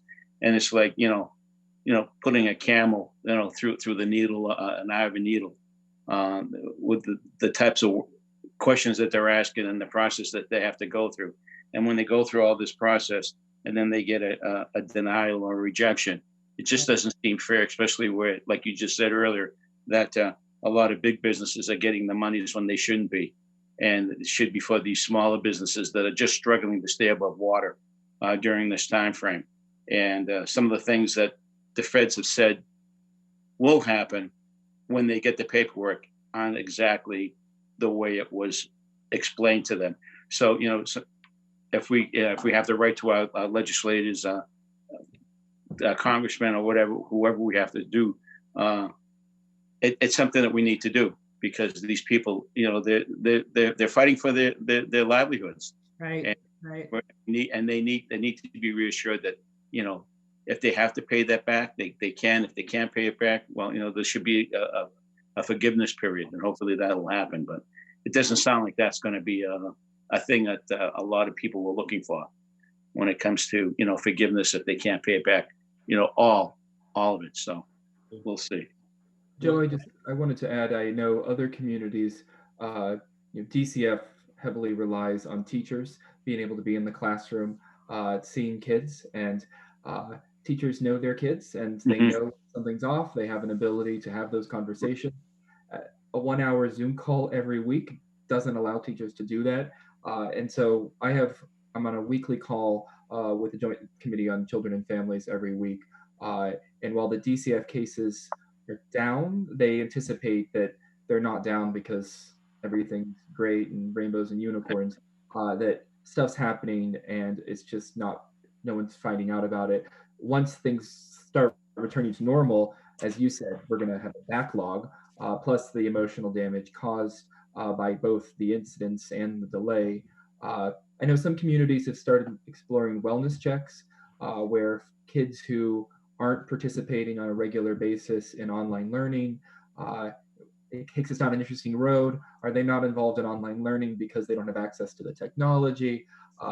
But that's at least some of the conversations happening, is what it means to then ensure that everything's going on at home. If the teachers, my kids' teachers have called a couple times, it means a lot to my kids, but it means that at least the teacher knows that my kids they're okay. They sound okay on the phone. You can only get so much from that conversation.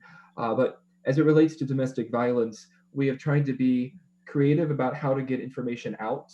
I know there are call lines and text lines. We have been working to get information translated into a bunch of different languages, but knowing that we only can access people where they are in ways that we know how to get to them. So if anyone can think of creative ways, we can't hang up a banner in the on the corkboard of the senior center. So we do targeted Facebook ads in different languages on this subject. Voices Against Violence out of Framingham has definitely stayed in operation. They're helping folks, but people are struggling. And I think if anyone has any ideas of how we can meet people who maybe aren't on Facebook, who aren't seeing targeted ads, who don't have these resources pre-COVID-19, what we're finding is all the problems that existed before the pandemic still exist. They're just worse. And that's in everything from domestic violence to food insecurity to housing insecurity. And without seeing each other, without making those connections, even friends having conversations in the hallway at work, where you can feel that something's a little off. That's just not happening now. Right. It's scary. So at this point, Joe, thank you for that question, for those comments. I think we're going to start to wrap up this portion of our meeting. I just want to make a comment. I think both Karen and Jack have been very eloquent about how inequitable this pandemic is. I mean, we all feel in some way that we've been inconvenienced and, restrictions in our lives. But, when you look at how it's impacted single moms and small businesses, and, just very inequitable the way this has impacted very many people. Jack just mentioned food insecurity. It's a concern. I'm going to throw out a request. I know Karen and Jack, your staff, are on this call as well, but you take a program like SNAP. SNAP, you can only use your SNAP benefits face-to-face. You have to swipe and use your card directly. You cannot do it as a remote or an online basis. Now, the Department of Agriculture has a pilot program. There's a handful of states that have signed on to this. Massachusetts currently is not one of them, but they are fast-tracking states to participate in this program. And I would urge your offices to look into that. I think this is an important need. So we have raised that, Steve, just to let you know. Massachusetts should be able to do it. The federal government has to approve it. And we have urged the administration to apply for that and get that approval. Great, thank you. You're right. I just read that they were fast-tracking applications specifically because of COVID-19. So I appreciate that. And again, as we wrap this up, I appreciate, certainly all the work we all do, all the work that you're doing. I mean, it's just, what the level of need at the local level, or the amount of work at the local level it's just amplified dramatically certainly at the state level. So we appreciate that, and we'll look forward to maybe doing this again in a month, 6 weeks, as we move forward and see how we're progressing. Okay, thank you very much. Thank you. Thanks. Thank you both very much for being healthy and well, everybody. Great. So Lori, Yes. Thanks for being here. Before you close your meeting, Yes. we have 2 items on the agenda I think we want to discuss. We can wrap up because they're related to the schools, one of which is the Select Board Scholarship. And right now we've got 28 applications, and we have a subcommittee. Yolanda and Joe serve on a subcommittee, so they will be reviewing those, and at our next meeting they'll make recommendations. So I want you to be aware of that. We're not sure at this point what the school department, the school committee is going to do relative to the class of 2020. We'll look forward to hearing about that, and whatever we can do to participate, to assist, I'm sure the board is going to be supportive. So I just wanted to let you know that that'll be forthcoming at our next meeting. Will be Yolanda and Joe will make a recommendation, at which point we'll vote on it. So that's the first item. Awesome. Sounds. Item is there's some discussion about various ways to commemorate the class of 2020, and there's been talk about signage around town. We haven't heard anything specific, but we've heard of these potentials. So the Select Board has a sign policy that we do not allow signage on public property. We're prepared to discuss and vote on a waiver to allow that for this particular event. Now, we don't have any specifics at this point in time. Jim, did you find out anything from Kelly? Do we know who's behind that? So Are you still there? I am. Yeah. Yep. Right. This is strictly parent run. This has nothing to do with the public schools. So we have actually asked the principal of the high school, Kelly St. Kerr, to inform the parents that they need to go through the proper process to place signs on public property. So it's not being driven by the school system. Okay. So, yep. Very good. Thank you, Jim. So at this point, we haven't had anything official at this point. All we've had is kind of the discussions out in the air. So Right. You have nothing officially before you. But it's probably, are you guys meeting weekly, or is it every other week? Every other week. Right. So, but you'll probably still have time to our next meeting, make a decision if somebody comes forward before. Okay. All right. So I'll open it up to the board at this point. Do we want to defer this, given the information that we have tonight? And if we actually get a request in an application, we can then work on it. We can address it then. Select board members? I'd just be, I'm agreeable to allowing people to put signs on public property in this situation. I guess in terms of putting off any action, I'm wondering about the timing and when people want to be wanting to do things. We're not meeting for another 2 weeks, so I don't know what kind of initiatives are underway, or what would be helpful at this point. So, okay. So again, Rob, in that instance, we don't know. We're not driving this.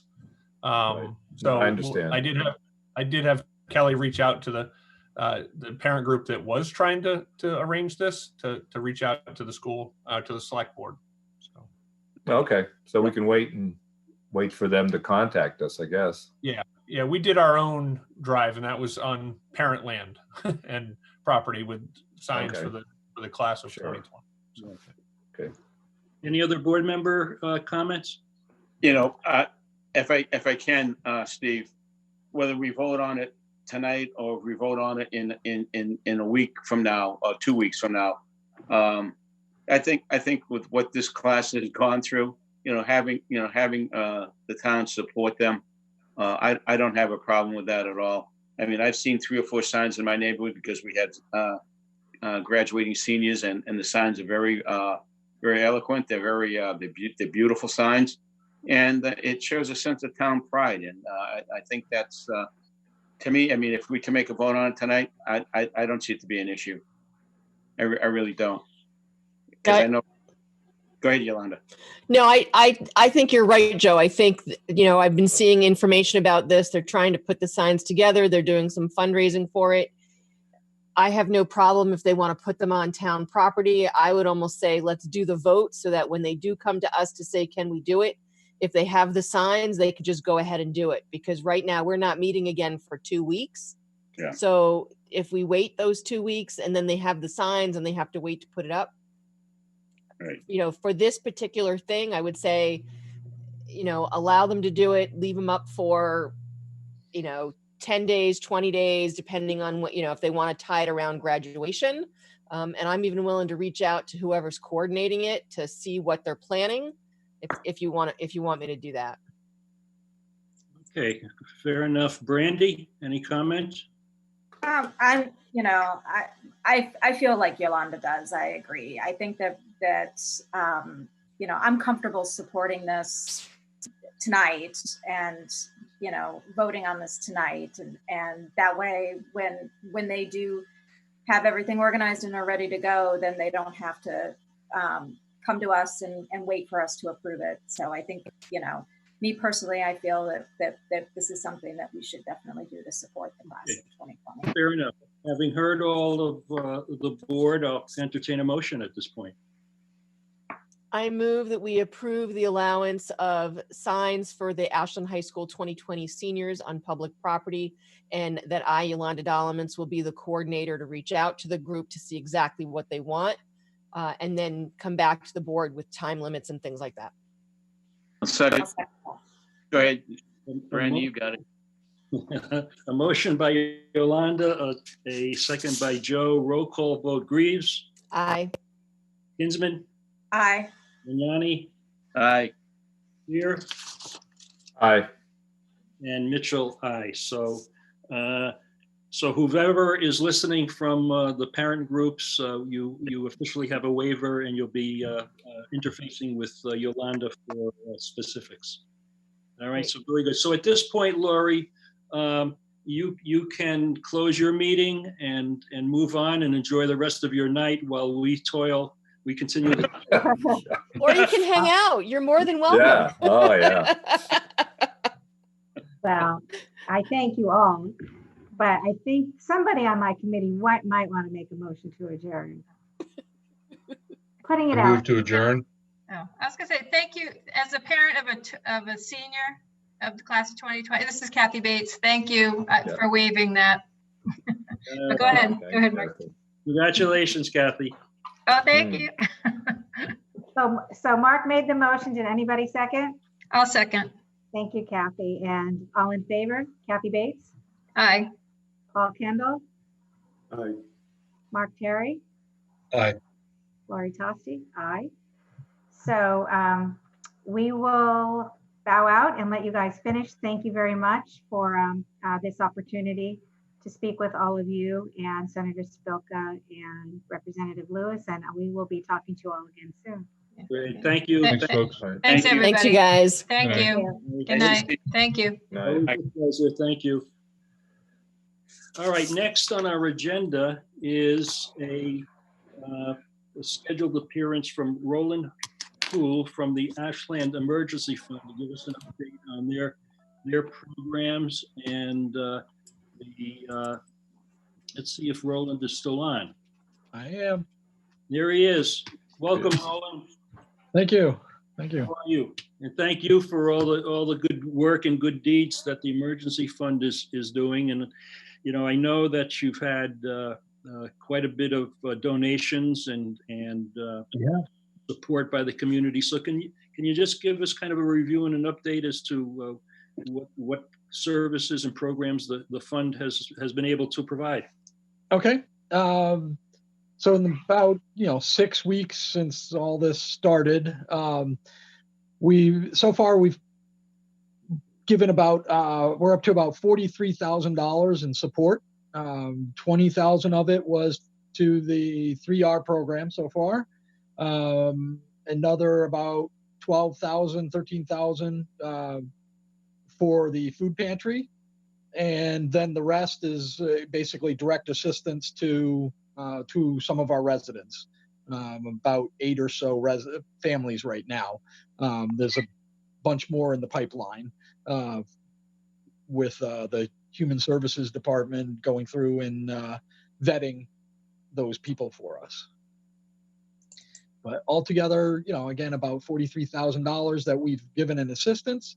Luckily, so far, we've had about $75,000 in donations. So, I mean, we're covered as far as that goes, and, we have funds in the bank as well. So, we're not hurting right now. We're doing very well. But we really think that the worst is yet to come for us. The bigger ticket for us, I think, is going to be assistance to families. And that's going to come, when people have been out of work for, a month or 2 months and, they've gone through their savings and, now there's not as much food as there used to be, or, whatever other issues that people are having, which, we all know there's a lot of them. Sure. But we're prepared for that. Very good. So it sounds like, as you say, right now you're in relatively good shape, but you anticipate the needs growing, certainly. So, I would just suggest and ask that as you get to the point where you need more resources, to let us know so that we can again participate in getting the word out and driving more donations to the fund. We definitely will do that. Good. So questions for Roland at this point from the board? Comments? I have a comment. Thank you, Roland, and thank the emergency fund folks for the fund's been doing great work for many years. What's your feeling of the need out there? Are you really seeing a lot of Ashland residents of things getting worse or better, or it's as far as food assistance goes, that has gone way up. There's been a lot more food pantry people and people that are taking advantage of the 3R program as well. They might not be going to food pantry, but they're getting their food through the 3R program. When you combine those two and the fact that right now the food pantry isn't accepting donations of food or anything like that, so we're having to buy the food. Just yesterday the way the food pantry works, they get their food usually from the Greater Boston Food Bank. And normally, the money that they have runs out about September or so. And then, we put in more money and it gets into the end of the year. Well, yesterday we had to make another $10,000, allotment into the Greater Boston Food Bank so the food pantry can order food from them. Oh, wow. So, I mean, that's, 3-4 months earlier than normal in the year. And that has to do with the increased demand and the fact that they're not getting donations. So that's a big issue. Oh, really? And I don't know if anybody, Jen or Jen, if you wanted to comment on how the town's working with the emergency fund and how that's, what our needs are in terms of that, or what you're seeing out there. So, I mean, the emergency fund has been amazing in terms of supporting our food pantry. As Roland had mentioned, just in an abundance of caution, we stopped taking donations from residents. So typically we do have a very generous community that does do, some of them do food drives themselves, some buy additional groceries and drop them off. And we've just been having a difficult time sort of trying to figure out the safest way to do that. And so the emergency fund has certainly filled that gap. And as Roland had mentioned, they are seeing an increase in residents who are using the food pantry. And some of the clients that have used the pantry need to use it a little bit more frequently than they have in the past. And so we are accommodating that, and the emergency fund has been supporting that. Thank you. Very good. Thank you, Rob. Yolanda, Brandy, or Joe? I just want to thank Roland for all the effort that the committee is putting in for the town and for the residents. It's not an easy thing, and I appreciate the fact that they use the due diligence in keeping everything, private, and keeping everyone's integrity, in light of everything. So thank you very much. Thank you. So Roland, I just wanted to make note where the recipient, when you are the recipient of some donations from the Ashland Indian Club that were provided this afternoon to the town. We officially have to accept them as a gift at our next meeting. We weren't able to add it to this agenda, but it was two $600 checks, one a specific earmarked for the emergency fund, your general budget, and $600 earmarked for the food pantry. Excellent. Those Thank you. will be turned over to you. We'll accept them as gifts at our next meeting. And so a nice gesture and a very generous gesture from the Ashland Indian Club. Thank you. Yeah, Steve, if you wouldn't mind, I just want to add, I want to thank also all the different organizations that are doing fundraisers. I know our rec department created a fundraiser on Marathon Monday. I know Steve and Ashland Sporting Association are doing a virtual marathon that people can still participate. Thank you to Brandy for pulling together the Front Porch Project. We actually had our picture done yesterday. We're waiting to see that, or Tuesday, whenever it was nice. And people can still do that. So Roland, thank you for doing what you do, but also thank you to all the organizations that are actually helping raise funds, as well as the individuals that are donating. I think it just shows what Ashland is. We just support each other, which is so nice. Very nice. Very good. So Brandy, where's Brandy? I'm here. Yes. Great job with the Front Porch Project. Oh, I'm happy to help. All I was organizing it. It's really the photographers that are spending hours and hours. They photographed over 150 families, and I think Roland, you said that there was over $4,300 that was specifically referenced the Front Steps Project. That's correct. Which is great, and people just it's been fun. It's been a lot of fun. So, but thank you, Roland, for all the work that you guys are doing. I was curious if the fundraising has kind of kept up with the demand. Has it continued to still come in? I know that you had said that. It actually has. It has continued to come in. I mean, the first few weeks, obviously, they were much higher, but it's actually still been pretty consistent since then. So that's good. We'll put it to good use. That's for sure. Very good. So Roland, first off, thank you for your patience. You waited, you hung in there with us for quite a while. So I appreciate that. But thank you for all your work for the organization. It's not, it takes a town, and So, thank you. Thank the fund, the emergency fund, and certainly all the folks at the food pantry, and that all the folks that are involved. And as Yolanda discussed, all the organizations that have support and continue to support the fund. So, thank you, and we'll look forward to hearing back from you again in the future. Okay, thank you. Thank you very much. Great. Thanks, Roland. Next on our agenda is a COVID-19 update. That is Ed Berman will be the head of our COVID-19 task force. So Ed, if you're... I'm here. There he is. So Yep. you're on, and I'm sure Michael will be, and Jen will be weighing in as well. So Correct. So hi, everyone. This is week 4 that I've been in this position. So some of the things that we've been doing is we've really streamlined our contact tracing. So if somebody does test positive, both using our school nurses, our public health nurse, and the contact tracing collaborative. We've really streamlined that process.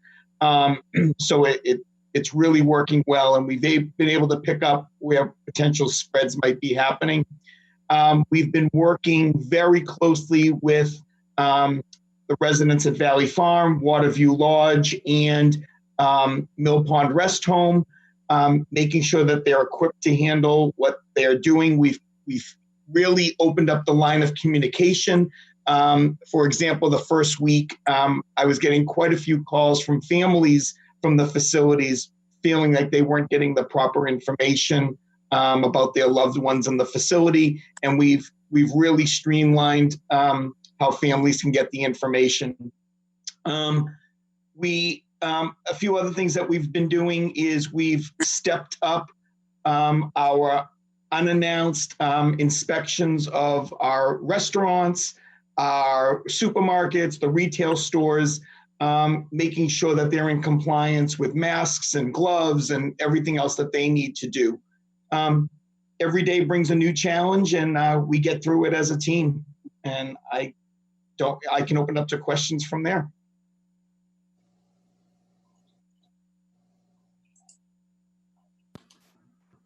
I think well, Steve both stepped Michael away. and Steve. Yeah. Well, Let me jump in here. Yeah, there you go. Any questions from the board? here I am. I'm back. It's okay. We took care of it, Steve. That'll teach you to leave. I do want to just before Steve and I have been talking, and myself and Mark, we met Steve today to go over some plans for the opening of the farmers market in June, and we think we've come up with a pretty good plan how to do that. Wow. Well, that's and I thank both Ed and Mark. And what we'll be doing is we're in the process of getting the approval through the health department and through the Board of Health as well. And then we'll also be coming to the select board for approval at our next meeting. So, and we're not inventing the rules and regulations. We're really getting we're getting our guidance from the Department of Public Health and from the Massachusetts Department of Agriculture as well. So, and I was you beat me to it, Ed. It was part of the report, so I can cross that off now. But I have some questions just to get started, and a question for you and Michael, and then for Michael as well. So, number one, testing in general. It seems like everything that we read about how we move forward as a society, how we move forward in combating the COVID-19 is dependent on testing and then contact tracing and so on. What do you anticipate occurring, in terms of for the general public? Right now, testing is really confined to certain segments, right? Essential workers, so on. The second question is more towards Michael, since he's put out a date in terms of starting to reopen part of our public spaces and public buildings as well. So I'd like to hear on both of those subjects. Sure. So, I think one of the best parts about the contact tracing and the testing is how quickly now when someone's tested that we actually find out about it. I think when this all started, there was such a delay in we as a town and all the cities and towns of getting that information back so that you could actually start that tracing. So what happens, just to give you how it kind of works is, if you go and get, in most cases, if you go and get tested today, sometime the next day, tomorrow, if you're positive, we're going to get notified as a town. We get notified through the Maven system, which is through the state. But then what happens is we can start that contact tracing almost immediately. So what that does is the person knows we're calling them saying, hey, you're positive. We now need to know who you've been in close contact with so that we can immediately put those people into quarantine for 14 days to hopefully prevent that spread. Unfortunately, what was happening at the beginning with the scattered testing was someone might be tested, but we weren't finding out as a town 5-6 days. So that contact tracing didn't start. And now the way we've been able to streamline it and make sure it's assigned to somebody right away, we're getting that tracing done right away, which hopefully is going to help reduce our numbers. Okay, great. Michael, can you weigh in a bit on the reopening plan? Sure. Just want to piggyback also on what Ed was talking about. And, we go back to the discussion that we had about the economic recovery and how there's really no consensus as to what shape or timeline that's going to look like. One thing that everybody seems to agree on is that we will not achieve a full economic recovery until we have the public health emergency coronavirus taken care of. And that is not going to happen until we have widespread testing available to everybody, basically. We are still limited in the amount of tests that are being administered every day. They have prioritized essential workers. I think we need to look at expanding the definition of what an essential worker is. Our police and fire department personnel can actually go to a place and get tested, even if they're asymptomatic. But someone who works in a nursing home, for example, does not qualify as an essential worker. And we all know what's been happening in nursing homes around the country with COVID-19. So I think we need to look at that. And that's something that, the team here has talked about on more than one occasion. Flipping over to Michael, I just want to ask, because I know some people who were not symptomatic in any way, and they were able to walk in someplace in Boston and get tested.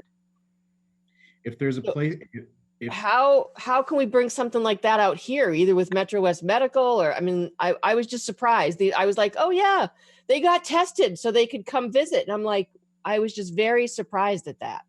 I've heard the same thing, that there is a place out in this area. I don't recall where it is, but I've heard. Yeah. There is. There's actually places like that across the state, but it all depends on the availability of the tests. And unfortunately, when they start getting a little bit lower, they start,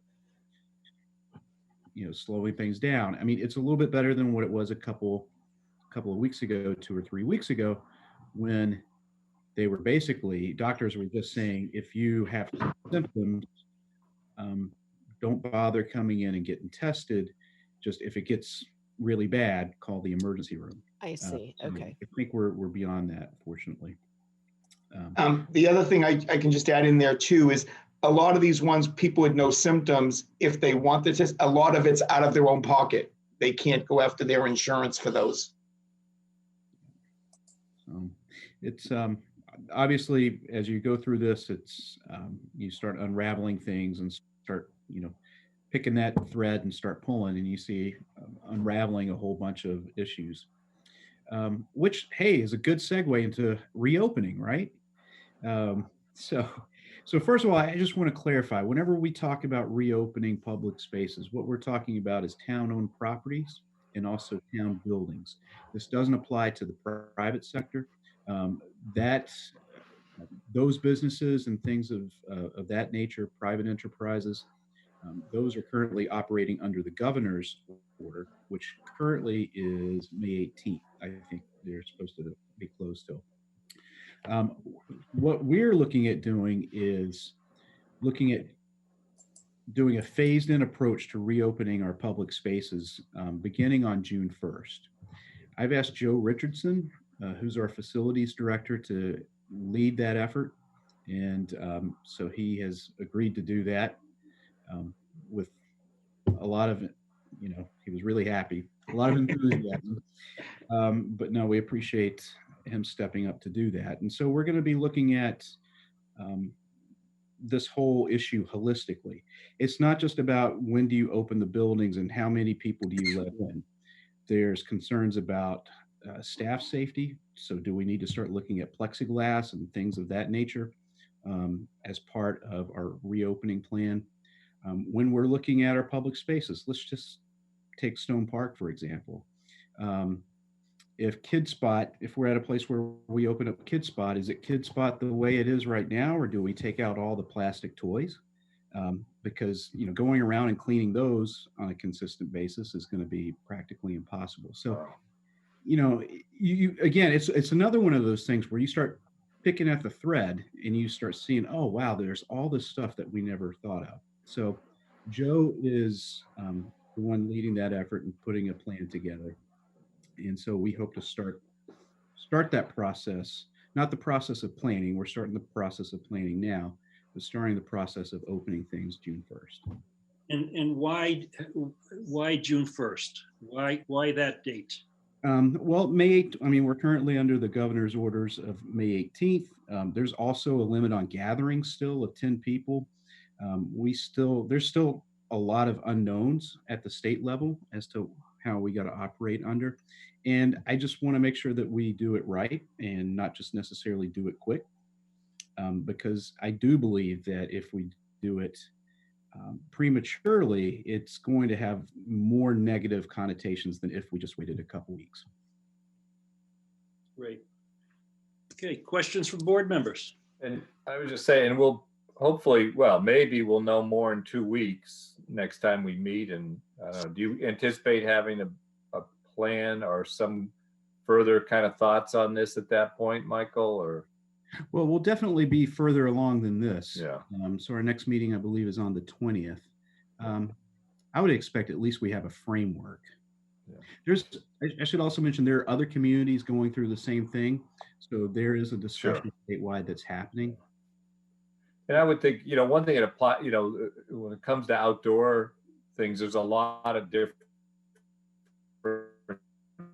conditions. Like Kid Spot, probably the most, I guess, dangerous situation we have in town, I would think. But there's other fields that are probably relatively less susceptible to transmission, and we could open it up sooner than that. But so, as you said, there's a lot of different things to consider on this. But anyway. So, thanks. And Michael, do you think you'll adjust this if we get different advice from the governor?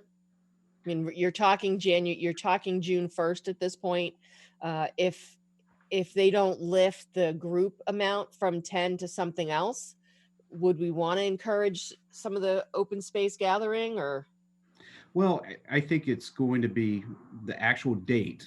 When we press go is going to be highly dependent on what the data is saying. Mm-hmm. And to that extent, we'll be doing exactly what the state level is doing in terms of looking at the statistics and looking at what's happening. The beauty, hopefully, of developing a plan is that whether it's June 1st or let's just say it doesn't happen on June 1st, you've got a plan already developed. Okay. So if it comes to June 15th and you're ready to implement that plan, you can just plug and play. And as part of this whole opening and moving forward, continued discussion about town meeting, how we implement town meeting, the election, how we process the election, and have we looked at just mailing ballots to every registered voter? So in regards to the election, I know we're going to have an update later tonight. Okay. I believe I included something from Tara Ward is basically a plan that she has. Yeah, Cindy Livingstone. Cindy, yes. Yeah. We'll talk about the elections. Okay, that's fine. In later. Yep. Okay. Any other questions or comments on either the task force or the reopening plan? Well, I would like to comment on the task force. I'd like to thank Ed for his due diligence in getting some of the materials out to us with respect to the confirmed and cleared cases, because I know there have been a lot of people in town, especially on Facebook, residents are concerned about, we hear about those people who have, who are sick or whatever, who died, but there aren't any numbers with respect to people who have been cleared or got their health back. And I appreciate one of the graphs that Ed provided us. And I believe that out of the 145 cases, 73 of them have been cleared. So that's pretty good. I mean, that's the first time we've had any significant figures provided to us as to the board anyway, that I'm aware of. And I appreciate that. And hopefully these graphs will be put on our website so that people have a better understanding of, what's going on and how we're dealing with it as a town. And because there's a lot of work and a lot of effort being done by a lot of people, and they need to understand that it's just not going away. And a question for Ed. Ed, we had a brief discussion couple of weeks ago about how certain nursing homes report their cases, especially if they live in Ashland, but their actually home address is not in Ashland. Can you comment on that, please? Yeah. So first, I do want to make one comment, Joe. I've been working with Beth Reynolds and Ashley. Our website is updated with those charts also. But the one thing I wanted to point out, and I don't know if anyone noticed it, on the chart that is out there, and again, the public can see it also, the confirmed cases and the cleared cases. If you notice in a majority of the age columns, we've cleared half in each category, which I thought was very interesting. Yeah. So you can, that was just a point I wanted to bring up. Yeah, so Joe, on the communication and about addresses and different things like that, what we've done to streamline that is, instead of multiple people working nursing-wise from the nursing staff, instead of multiple people hitting different, like 3 people handling Waterview Lodge and whatever, I've assigned one nurse to each facility. So, for example, Amy Childs is doing the residents at Valley Farm, and Nancy Cleary is handling Waterview. So there's that one nurse communication every day back and forth to make sure our data is accurate. That's great. That's good to hear. Now, you said there was some sort of delay when it came to reported cases, especially in those nursing or assisted living locations, especially if they stay in Ashland, but their address is out of town. So because it goes to the town that they live in, is that correct? Yes. So that's actually been much better too, now that the testing is faster. So I'll give you an example, Joe. We got one today from somebody that lives in another facility, not in Ashland, but the family lives in Ashland. So when the contract tracer started that right away, we realized, okay, this is not ours. So the case I go right into the computer, I transfer the case, I notified that Board of Health, and they were on it right away. Good. And other towns doing the same for us? Yes, absolutely. Yes, I get calls all the time now. Great. Thank you, Ed. Because I knew that was a problem earlier. Wow. Yeah. That we've seen to figure that again, because we're getting the contact tracers starting so much quicker, we're figuring these out right away when you make the call. And they say, oh, well, he doesn't live here. He lives in a nursing home, but we use our address. Got it. Thank you. Quick question, Ed. An update on equipment, personal protective equipment. Are we in good shape? We're in very good shape. Unfortunately, I'm a little bit of a hoarder. So even for the police department, I had already been ordering gloves ahead of time. And equipment, but we've been very lucky. Both police and fire, we've been working together on this. Initially, we were able to make a pretty significant purchase from a company. We picked them up, and then we got some from MEMA. But we had our own initial stockpile, and we've had a couple of places have donated enough hand sanitizer. And our retail outlets have been really wonderful to us. When they get a significant shipment of wipes, they usually will call us so that they'll call and say, do you need anything? And they'll put a case aside or whatever so that all the first responders have enough wipes and different things like that. Very good, thank you. Brandy, I don't think you've weighed in with Ed at this point, if you have comments. I was interested in, you said that you had stepped up inspections in restaurants and supermarkets for folks wearing masks, gloves. I'm curious if you're kind of seeing across the board everyone being very compliant with that, or if it's been conversations that you guys have been having. So I'll be honest with you, I would say we're probably 98% compliant. So today, for example, yesterday, Mark went to Market Basket. Almost everybody was wearing a mask, but there was one employee that didn't have one. Manager took immediate action. A couple of people, walking around, they have it over their mouth, not their nose. Different things like that. We found a couple of businesses that didn't have the signs on the door, so we were able to supply them those. But I think what's really good about it, they know we're coming around. So I think, and I'll be honest, we get a lot of emails or phone calls from residents saying, hey, I was just in, ABC store and the clerk didn't have a mask on. And then, we'll send somebody over there to check it out. Oh, that's great. That's great. And speaking of masks, today is the day that on a state level, the governor had imposed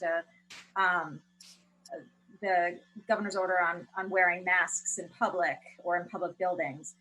And I was curious if there's any local enforcement of that, or if that is sort of what the process looks like. Curious. So, what's interesting is that, it's really a quota Board of Health function. We're still, Brandy, I know you brought over, I think like 60 masks yesterday. We had 21 people from 119 Main Street that needed masks. So we were able to get them masks yesterday.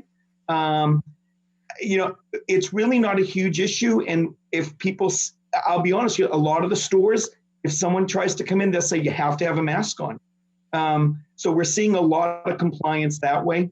I think it's too soon to tell, but we're really not getting any complaints. Well, that's good. That's good. And if people need a mask and don't have a way to get it, they can reach out to you via the COVID email address. Yeah. Is that the so best way to either myself or people up at the community center, we have them at both places.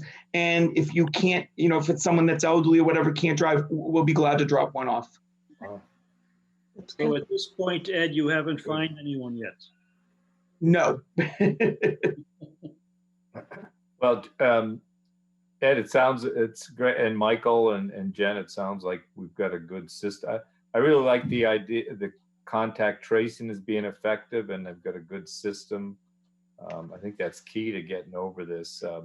We still seem to have a lack of easy testing, which is unfortunate, but I think we as a municipality, our role and our ability to change it, I think, is rather limited, but I think sounds like we're doing very well with what we have. And, it's good that we're out checking people, because if we're advocating for the restaurant program, it's important that people have confidence in the procedures in the restaurants and the other businesses. So I think that's good news that the compliance is so well and we're checking on them. So thank you for that. And I think the other, and I don't know if Mike saw this when he asked me to do this. One of the things that's really key is we get different guidance and changes almost daily on, how we clear people, how we check on people. For example, on Tuesday, the guideline changed at 11 o'clock on how we clear people from the CDC. So that way we stay on top of it, and I can filter that information down to the nurses. Very good. And we still have a program, Ed, consistent program of checking in specifically to the demographic that is most vulnerable population, whether it's people with existing conditions and or seniors in general. Yeah. So what happens is when the nurse or the contact tracer, I should say, whoever it could be, when they make that initial call, if they feel that person, so their next check-in now would be 10 days later. If that nurse feels that that person needs to be checked on more frequently, they can do a check-in day 2, day 3, whatever they want, and it all gets documented in the system. That's great. Thank you. One of the other things that we did, especially with some of the contact tracers, is some of these people, they want to, we want them to be able to reach out to that nurse, and a lot of the nurses didn't want to give out their home phone numbers and cell phones. And it was great because I was able to work with Susan Roby, and we were able to issue all the nurses that are helping us with this with a cell phone through the town. And then that way they're not giving out their own personal numbers. Oh, that's good. That's very good. Good. Again, just all these little things that we figured out already along the way. Yeah, as everybody says, there's no playbook here, and so just a lot of things that need to be identified. So, any other comments or questions for Ed before we move on? I do have a question for Michael. Yeah, go ahead. With the slow opening of public locations, and I know that we had a conversation about this previously, but I just want to, where this is being aired live, I would like people to understand that, if we do open up the parks, it'd be for casual recreation and not organized recreational activities like sporting events or things of that nature. Because as soon as somebody sees the park open up, I can assure you that you'll let a bunch of kids down there playing soccer or this or that or anything else, because the nets are still out there and they'll be playing hoops and everything else. So how do we prevent that from happening, even though we're slowly opening the parks? Well, I mean, in terms of organized youth sports, we have clearly communicated that things are closed, and actually they are feeling that. Those of you that have kids that participate in these organizations, you're kind of wondering where your season is. Are you going to get refunds? Because I know with baseball, I think they have a July 1st season as well. Could they potentially play in July 1st? I think it's just too early to tell right now, Joe, exactly to give. I would say that any organized activities at a park would probably come later than, just casual, like being able to go and walk at like Stone Park or so. Yep. But again, if we open up the parks for casual, again, some folks, they'll see it as, oh, we can utilize the parks. Yeah. Well, the Board of Health and the police department have been enforcing the closures already. Obviously, they'll take an easy does it approach on them at first. And if people don't disperse willingly and cooperatively, then they have to use a little bit more of an aggressive tone. I mean, that hasn't resulted in any arrests or anything like that, but they're prepared to do that. Oh, I'm sure they are. And I appreciate that. I just wanted people to understand that if they're at some point in time going to watch this on a replay from WACA, that they at least have an idea of, it's casual and not, back up to the old, what it used to be. So thank you. Yeah, I just, I want to thank Ed. I think he's done a great job. I want to thank Jen Ball, our human services team, all of our nurses, including our school nurses, the Board of Health, Mark, Laura. They've just really been tremendous during this whole thing. I think under Ed's leadership, it's really kind of coalesced and come together. So I just appreciate everything that they've done. That's very good. Thank you, Ed. Thank you. Thank you for your patience as well. You're hung in there. But where else are you going to be tonight? Back at Town Hall. All right, good night, everyone. All right, good night. Thank you. Good night, Ed. So Good night. next item on our agenda, we're going to deviate one item. We're going to have discuss the initial report from the Applied Economics Clinic, which is an assessment of the Hopkinton Ashland transfer line replacement project. So the folks that are in the meeting with us, this is a draft that was provided to us. I'm going to turn the discussion over to Mr. Shear. Rob and Michael were appointed by the board to pursue this. This is a draft. We're going to have an opportunity for the board to weigh in with questions and concerns. And then we are going to resubmit this to our consultant, Dr. Stanton, who will appear at our next meeting on the 20th to discuss this and truly open it up to the public at that point in time. So Rob, you're on. Sure. And I think if I'm not mistaken, Steve, we're going to put the draft out so people can comment and get to us with comments or questions about it. Is that? Yeah. So this is good. This becomes part of our meeting materials. Okay. So yes. And then we can have some. Yeah, and I would hope that people have the opportunity, or especially board members, to look at this report and get questions or back to us and to Dr. Stanton, so we can kind of finalize it in the coming weeks and then release and decide what we're going to do with it. But I think just a quick summary. This is the report analysis that we asked Dr. Stanton of the Applied Economics Clinic, who are experienced in energy policy matters, to review Eversource's application and in effect critique it or give us advice as public officials as if it's a strong report or if there's issues with it, because of course the Eversource transfer pipeline project is an enormous and expensive project that will be very disruptive in Ashland, and people of course had criticized it for increasing the use of fossil fuels at this time when climate change is such a big issue. And Dr. Stanton's report basically is very critical of Eversource's application and their rationale. So she basically characterizes as an incorrect solution for an unproven need. And just, I won't go, of course, just to summarize her points, it's she says the project is not needed to satisfy current periods of high customer gas demand. The project is not needed to satisfy future growth in gas demand. The project is not needed to fulfill a need for redundancy in the delivery system.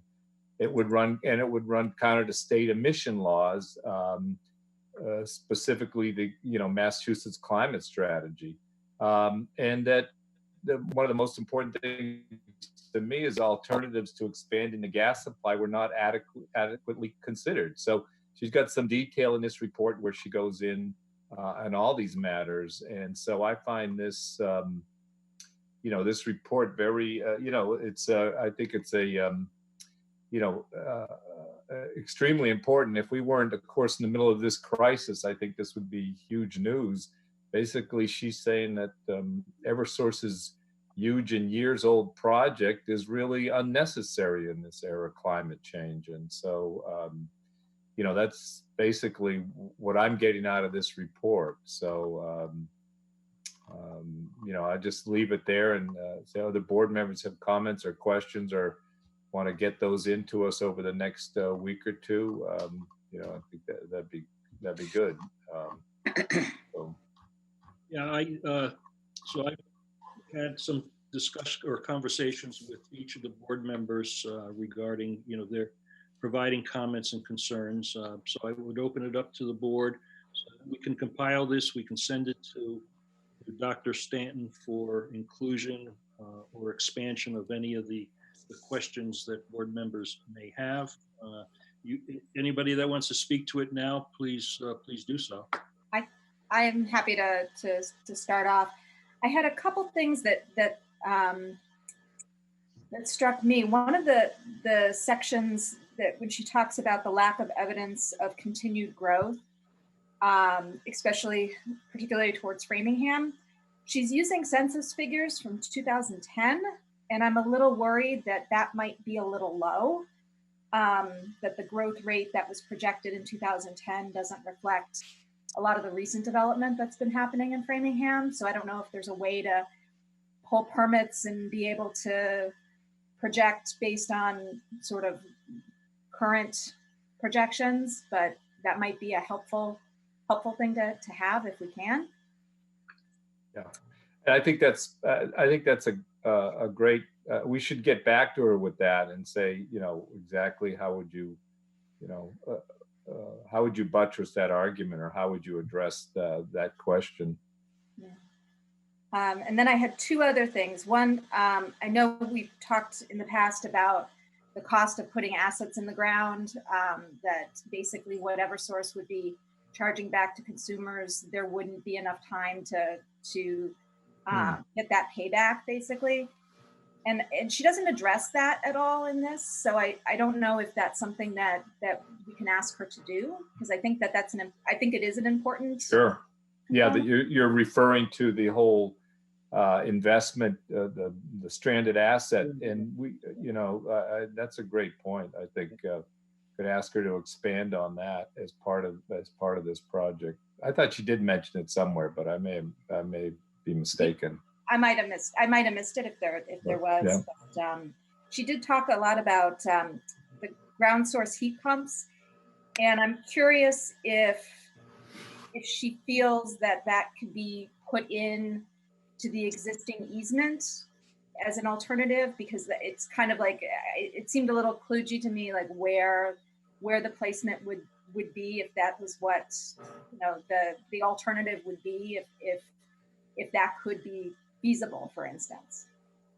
So I'm just as another point to just I thought my understanding of ground source heat pumps, it's a local thing that you put in that you use in the buildings, but that was my understanding as well, Rob, that was a pilot program that was being established, that Eversource was establishing. And I think we should go to Eversource with that as a suggestion ourselves. I think once we get, I think we're getting ahead of it, but if they're doing these pilot projects, looping people together for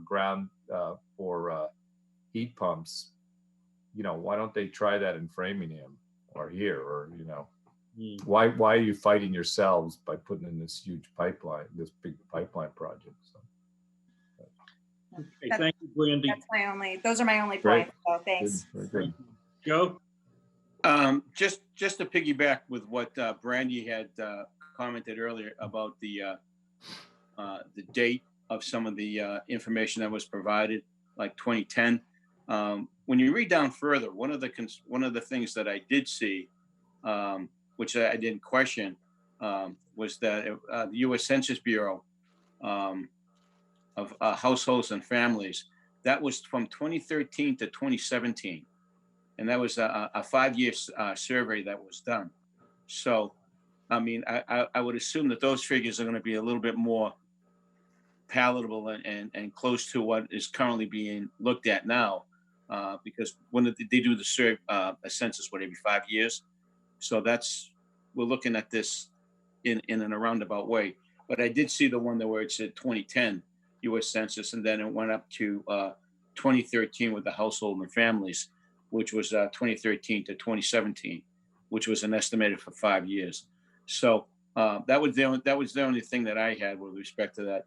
I think the report is very complete, very I think is on point with everything that's been provided to us from this report, and I didn't see anything that needed to really be changed. I go along with what the expert has to say, and her report looks to me, it looks like it's point on. Okay, thank you, Joe. Yolanda, any comments? Yeah, I've taken one pass. I was not able to get into detail.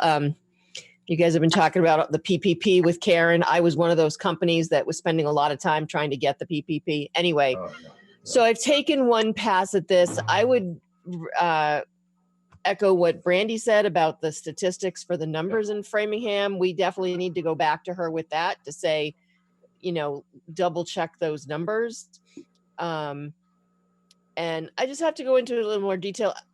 It's not anything different than what I would have expected from her to write about this. So, well, if there's anything that, if anything else pops out, I will send it to Rob and to you. And great.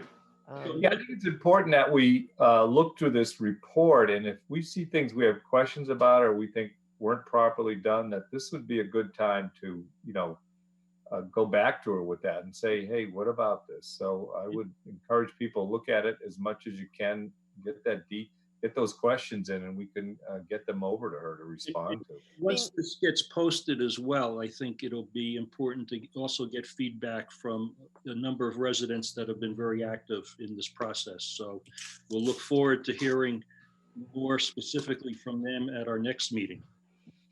Yeah, I mean, the other thing that I, you know, just looking at it, you know, the whole thing where they're comparing what National Grid is going to do and what Eversource is going to do, and then the Massachusetts target for 2050. Yeah, I'm like, those numbers seem off. But again, I'll go into it in more detail and let you know. Sure. So, Michael, if you want to weigh in at this point regarding the report and/or an update, we know it today regarding the siting board, the land court, and any appeals vis-a-vis the Concom decision. Well, just in regards to the report, I think the 5 points that Liz takes on or the 5 conclusions that she reaches, I think it covers a broad swath of Eversource's argument. I think there's a couple places where she can go a little bit deeper in some of them to support what she's arguing. 2 things in particular that really stood out to me, and I approached this as if I was arguing against, you know, this person. What would I target on? So when she evaluates the alternatives analysis that Eversource does and points out that no alternative energy alternatives analysis was provided, that's very good, but it would be interesting to see if Eversource has performed that analysis in different filings recently, because I think it's very telling if they have performed that analysis in other filings for other projects, but they haven't on this one. I also think in a different way, it's very telling if they continue to, if this is a pattern of behavior. And the same thing goes with the redundancy piece. She points out that currently there is not really a large system of redundancy through the gas pipelines throughout the nation. It would be interesting, though, to see if Eversource's plan redundancy here is part of a larger plan that they are going to put forward moving forward. So I think she would need to look at different filings from Eversource to get both answers to that. So other than that, I think it's good. Okay. How about any updates? I know you had a conversation with Brian, our counsel. Okay. So right now there's no update in regards to the Energy Facility Siting Board or the Concom hearing. Land Court, though, is moving forward with a hearing for a motion for some summary judgment hearing on May 27th. That could be potentially moved out. It's very interesting. Brian noted that under circumstances that we're currently in, this is something that land courts would typically kick out until things return back to normal. But the judge in this case saw fit to go ahead and move forward with it. So anyway, May 27th, that's when the hearing is. So we should find out more that evening or next day. Very good. Okay, any other comments or questions before we move on? So at this point, we'll get this draft posted online so residents can certainly review it. And I would suggest that anybody that reviews it and has comments, to please reach out to Michael, to Rob, to myself, so that we can incorporate that into any request that we make of Dr. Stanton in expanding the report. So, so we'll place this on our May 20th agenda for review. Make sense to you, Rob? Yes, I think that's a good plan. Okay. And I look forward to getting comments from people and, you know, critiques or suggestions. Okay, very good. Okay, so we're going to move on. I am going to entertain citizen participation at this point in time. Please raise your hand and we will then pursue your questions in an orderly fashion. Just reviewing the list of people that are in the meeting at this point, it seems like there's quite a few relative to the community gardens. Steve, yeah. if I could just remind people to raise your hand. It's not just raising your hand like this, but in Zoom, there's a list of people, and at the bottom, there's a button that says raise hand. Thank you. You're welcome. So, so it seems as if we've got a number of people that are here specifically for the community gardens. I hope we've addressed some of that regarding the opening of public spaces and the need to also be fair and equitable, and not necessarily to provide, I think, special rules for specific groups, but we will certainly entertain all your comments. I would ask that that I may, if we're hearing the same thing over and over again from a certain position, I may cut it off at that point. So I would ask anybody that intends to ask a question or participate to raise their hand now. Otherwise, we're going to move on fairly quickly with our agenda. We're already 3 hours into it. So at this point, I am going to unmute Cynthia Whitty. For Christ's sake. Hi. Hi, everyone. Thank you very much. Cynthia Whitty, 148 Concord Street. I am here tonight on behalf of the community gardens at Stone Park. And for those of you who don't know where we are, we're located on Park Road right behind the gazebo. And we've been there for 11 years. Thank you again for this opportunity to speak. I know that all the town parks and playgrounds are closed at least until June 1st due to the pandemic, but I am here to ask if Ashland Community Gardens can open as soon as possible this month, because this is the time to plant for spring and for summer.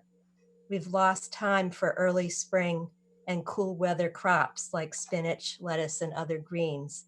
This month of May is critical for us to get our gardens prepped and going so that we can have a productive season.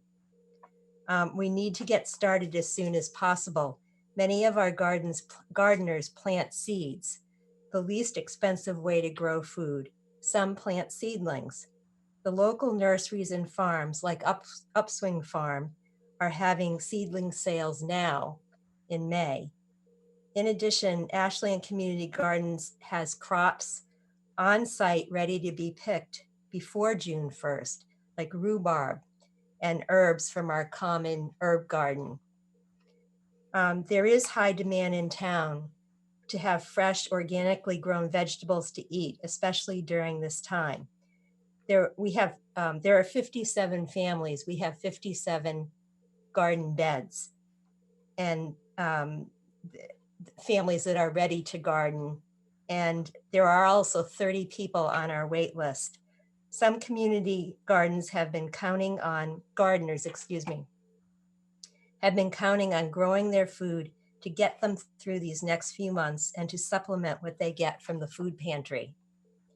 There is high interest in growing food, not only in our town, but throughout the country. Seed companies and nurseries, in fact, are running out of seed as people this year are not only interested in community gardens, but in victory gardens in their own yards. In some states, community gardens are deemed essential, and communities around Ashland are allowing community gardening. We're in the process of compiling that list. We have plenty of resources that we can draw on to draft social distancing guidelines for our group. Cynthia, can I interject just for a second? I think you're making a very good case. We're not going to be able to address it tonight. Mm-hmm. We'd be able to address it, and we could put it on our next meeting agenda. But that's not until the 20th. But I think you do raise a good case. And I think in the interim, if you could provide us with a couple things. Number one, what's going on, what other local communities are doing with their community gardens. And I know one of the challenges here is that it is where it is, right? Mm-hmm. Yeah. So that's one thing I would ask for. And the other thing I would ask for is and I've read up a little bit about this, is the protocols for managing a community garden under COVID-19 as well. So I think those would be valuable for us. And but I think you make a good point. So if we put it on the agenda for the 20th, I think that's the best we could do at this point. Mm-hmm. Well, yeah, I understand. We have urgency in that, in the things that I mentioned, in the planting and the prepping and the planting, just even buying seedlings, buying the seeds, getting them, getting things in the ground as soon as possible. So that's our issue. Sure, understood. Yeah. All right, I'm going to move on to our next. We've got Sandra Galawango. I hope I pronounced that correctly, but I'm going to, Sandra, if you want to make your comments. Hi, I'm also just here in support of the community garden, and I'm close friends with someone in Brooklyn, New York, and she's been really involved in the community garden there and has expressed how they're able to meet the community's needs for fresh produce. And I just wanted to, advocate that we could help meet those needs in a safe way. Very good. Thank you. Thanks. All right. Next is Florence Seidel. I'm going to unmute, and you're on, Florence. Thanks, Steve. I've been sitting here all evening, and I heard that earlier you folks were able to take a vote without a surprise vote, wasn't on the agenda, and you were able to vote for the signs for graduating high school kids. Hold on. I think we could probably do that for our case too. It was on our agenda, Florence. The sign waiver was on our agenda. Okay. All right.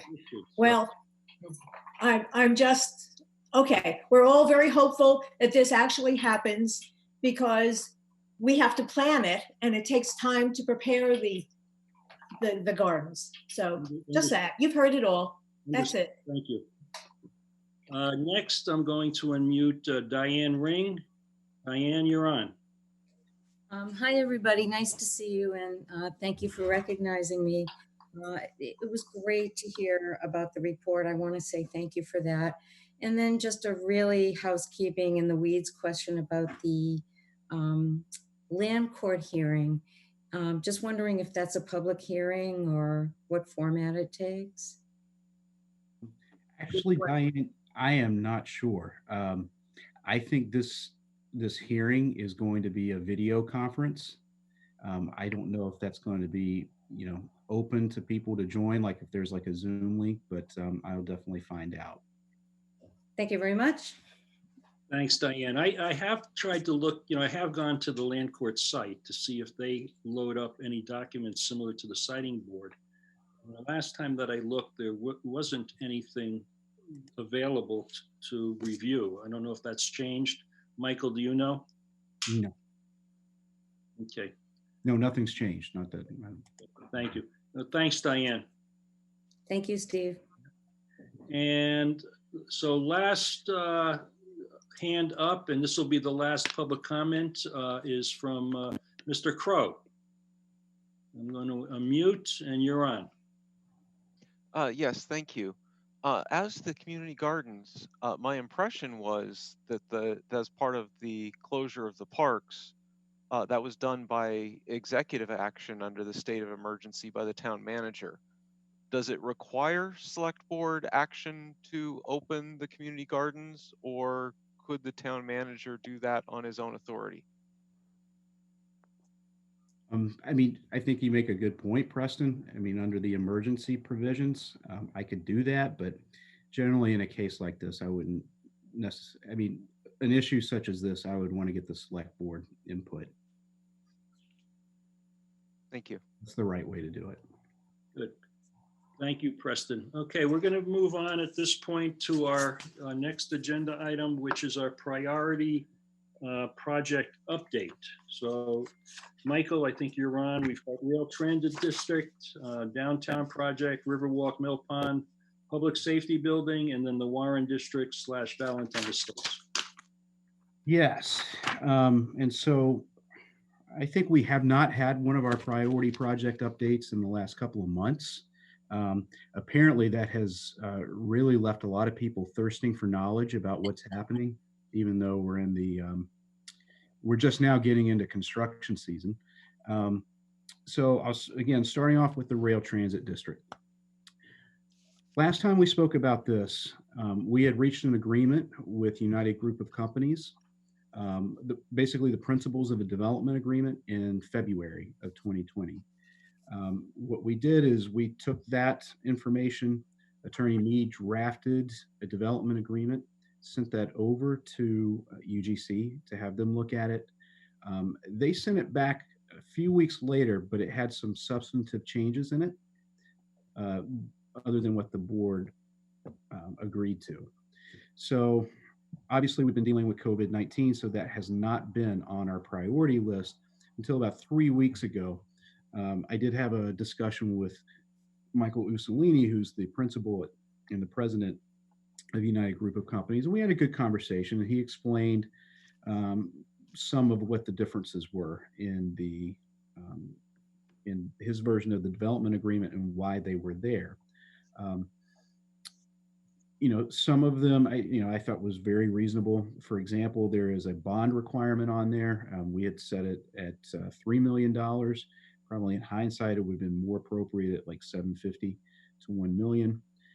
There were some other things that I think just having some conversations with the board, I don't think would be comfortable with, namely the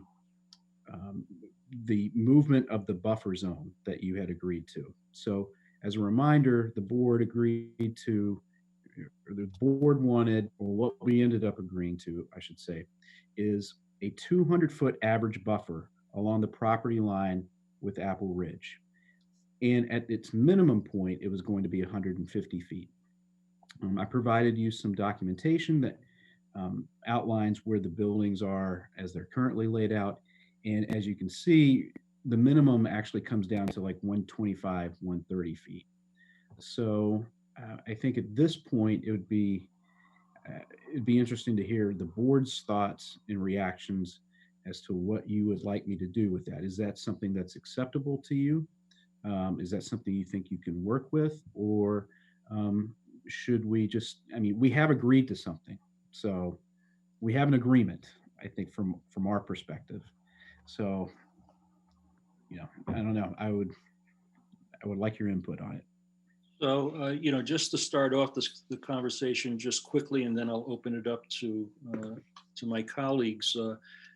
Yes, we did have an agreement, and it was our assumption that we were going to proceed along that development agreement. It was done publicly. It was done quite publicly with input from the neighborhood. And, you know, we certainly recognize that not everybody was happy with the outcome that we agreed to, but all the things that were important to us, we basically is what we agreed to. And we assumed that the same thing occurred on the other side. And now we're starting to get some deviations from that. And so that's concerning, but I'd like to hear from my colleagues on this. Yeah, thank you. Thank you, Steve. Michael, we had a brief discussion with respect to this a few days ago. My concern is that when I looked at the plans that they resubmitted, on the original plan that we agreed to, there was one 5-story plan building. Now there were 2. That's a dramatic change as far as I'm concerned. In addition to, another 30 feet that they've taken off on their boundary line. That could have an impact on the bike path that we want to do through and in that area. And I'm concerned as to why these changes were made when we had an agreement already on foot. I don't like people when they agree to something and then we agree after a deliberation, and it was a long deliberation and it kind of heated at times, but yet cooler heads prevailed. And now all of a sudden, Mr. Ussolini is changing his mind, like he's thumbing his nose to us, and I have a problem with that. I really do. We haven't even begun to discuss a building agreement, settlement and agreement with respect to that, and that additional extra floor in that one building really frosts me big time with respect to that. And I don't know why he's doing this. We just, they did everything that we asked them to do. And now all of a sudden they're pushing back on what they've already agreed upon. And I don't know if that's the kind of company we want to have in our community, if they're going to keep, changing things around at the last minute. Yeah. That's my comment. Joe, I think to Joe's point, yes. The proposal that the board was in alignment with had one 4-story building and one 5-story building. These latest set of plans do label the 2 buildings as 2 5-story buildings. I'm hoping that's a typo, but we do need to get clarification on that. Absolutely. Thank you, Mike. Did they give any reason as to why they made these changes? I think, I think Mr. Ussolini felt like he wasn't at the table, the actual table when we did the negotiations, even though we were fully under the impression that the people who attended, which were Attorney Bob Buckley and Jeff Smetana, I think that's how you pronounce his last name, had the full authority to make that agreement. Both of them made phone calls. There was a lot. I mean, this was like a 3 or 4 hour meeting after we had already kind of knocked out a few major things. And I think from Mr. Ussolini's perspective, he felt like he didn't actually agree to that. So there was no deal. And it took him all this time to come up with that? He couldn't have called the day after or several weeks later? He waits all this time to say that he didn't agree to this? That doesn't make any sense. Well, I think Attorney Mead and I also pointed out we never would have had the meeting if they didn't have the authority to have that negotiation. Right. And again, that just doesn't make any sense. I don't know. My hair's in the back of my neck and they're a lot longer now because I can't get a haircut, but they're standing up because it just doesn't sit right by me. I can't trust the person that says one thing and then turns around and does something else. So that's my thought. Sorry, folks. All right, Rob, Brandy, Yolanda. I just had a question. So explain how this plan affects the potential trail, Joe. You said that doesn't leave room for it. Is that what it uses up more of the buffer zone, or? Yeah. It's hard to tell. It's hard for, I'm having trouble seeing that on the plans in the screen, but is that basically your understanding as well, Michael? Yes. It is a little difficult to read, but it does cut about. So the board had wanted 150-foot undisturbed buffer. at the minimum point, right? 200-foot average, 150 at the minimum. This, the minimum gets down to like 120, 125. So, you're losing about 25, 30 feet. And where is that on the plan? Is that by the behind the buildings or part of the road, or? Oh, yeah. So it's it's the piece of land that abuts Apple Ridge. Okay, in that area. Okay, I'm just looking at that. Yeah. Yeah.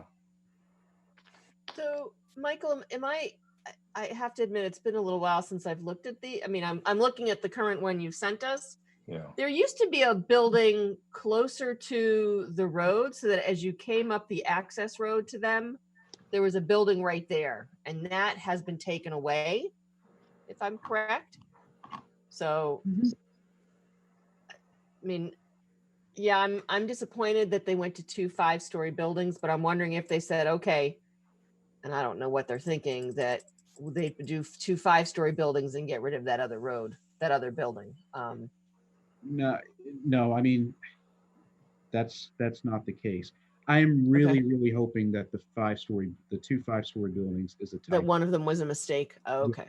Because it is a totally fundamental substantive change. Remember, they were using the topography to where the lower part of the land, they were going to build the 5-story there, but so it would be even with the 4-story. Right. All of those would still be sitting down below the level that the Apple Ridge homes are. But right. That kind of goes out the window if you have 2 5-story. Yeah. Okay.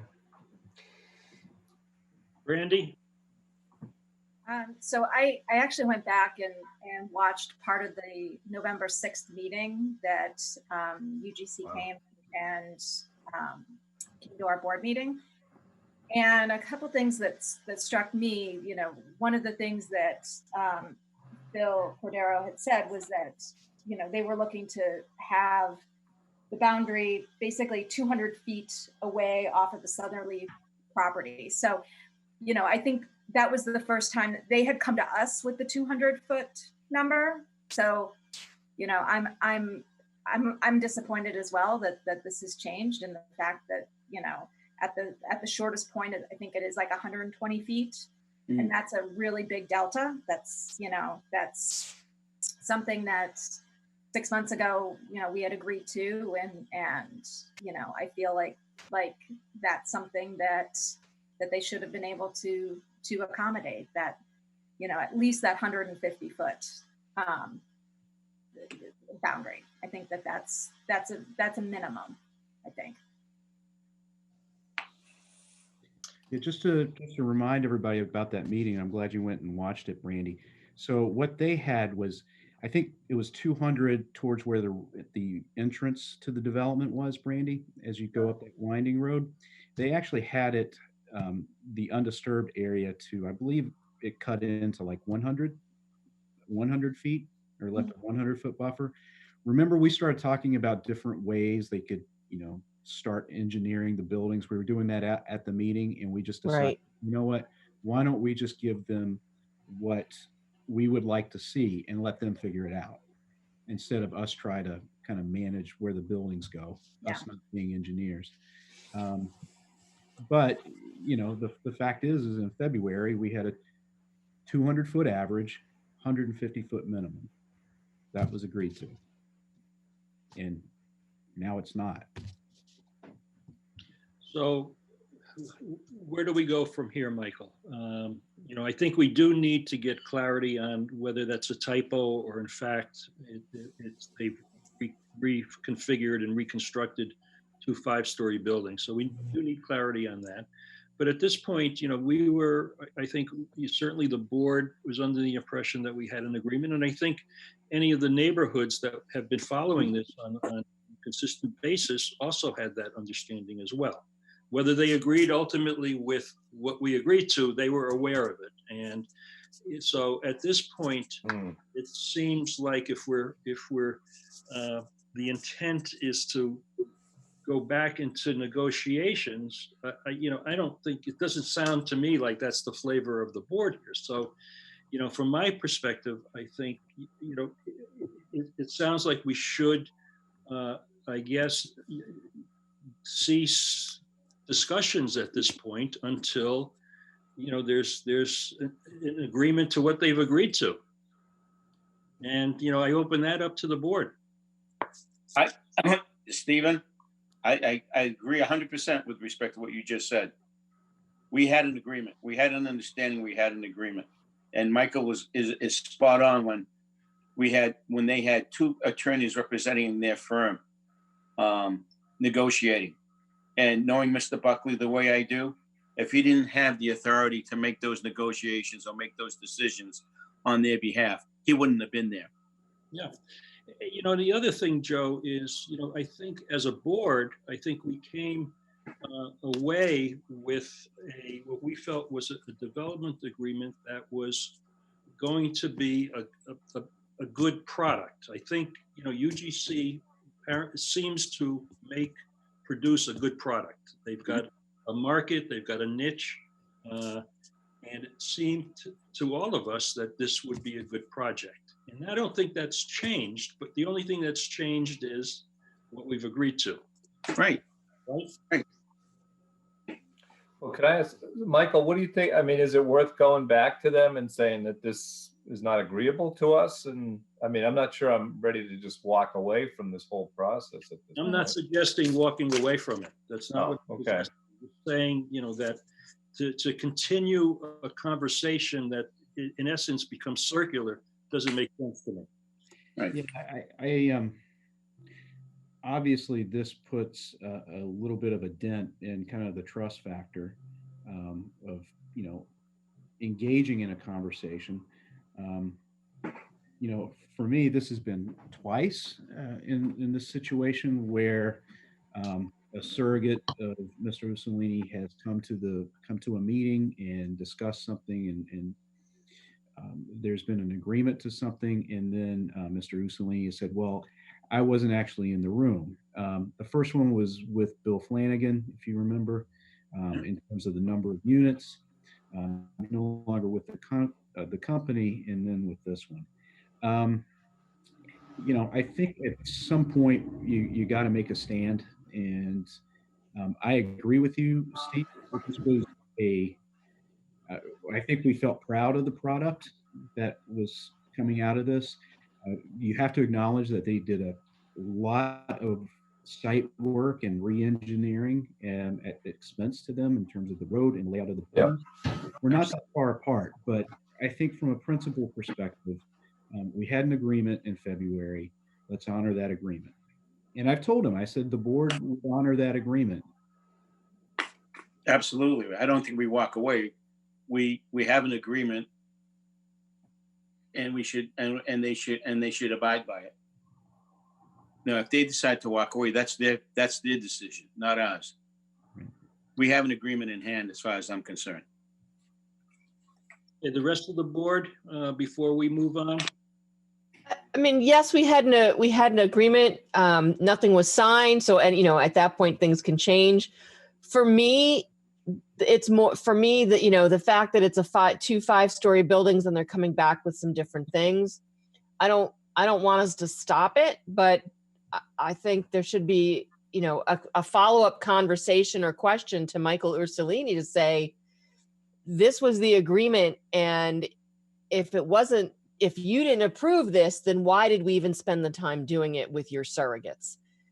That question should at least be asked of him, to say, you know, where did it fall through the cracks? And when you got our agreement in February, if you didn't agree with it, why didn't you come back in February rather than making changes and presenting something that you know we were going to question? Right.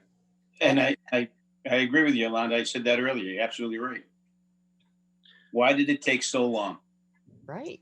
All right. So at this point, I think the direction seems to be clear, Michael, to get clarity on the buildings, to get clarity on the question that certainly that Yolanda just asked, and let's defer this to our next meeting on the 20th. We'll have our priority project update at that point again. All right.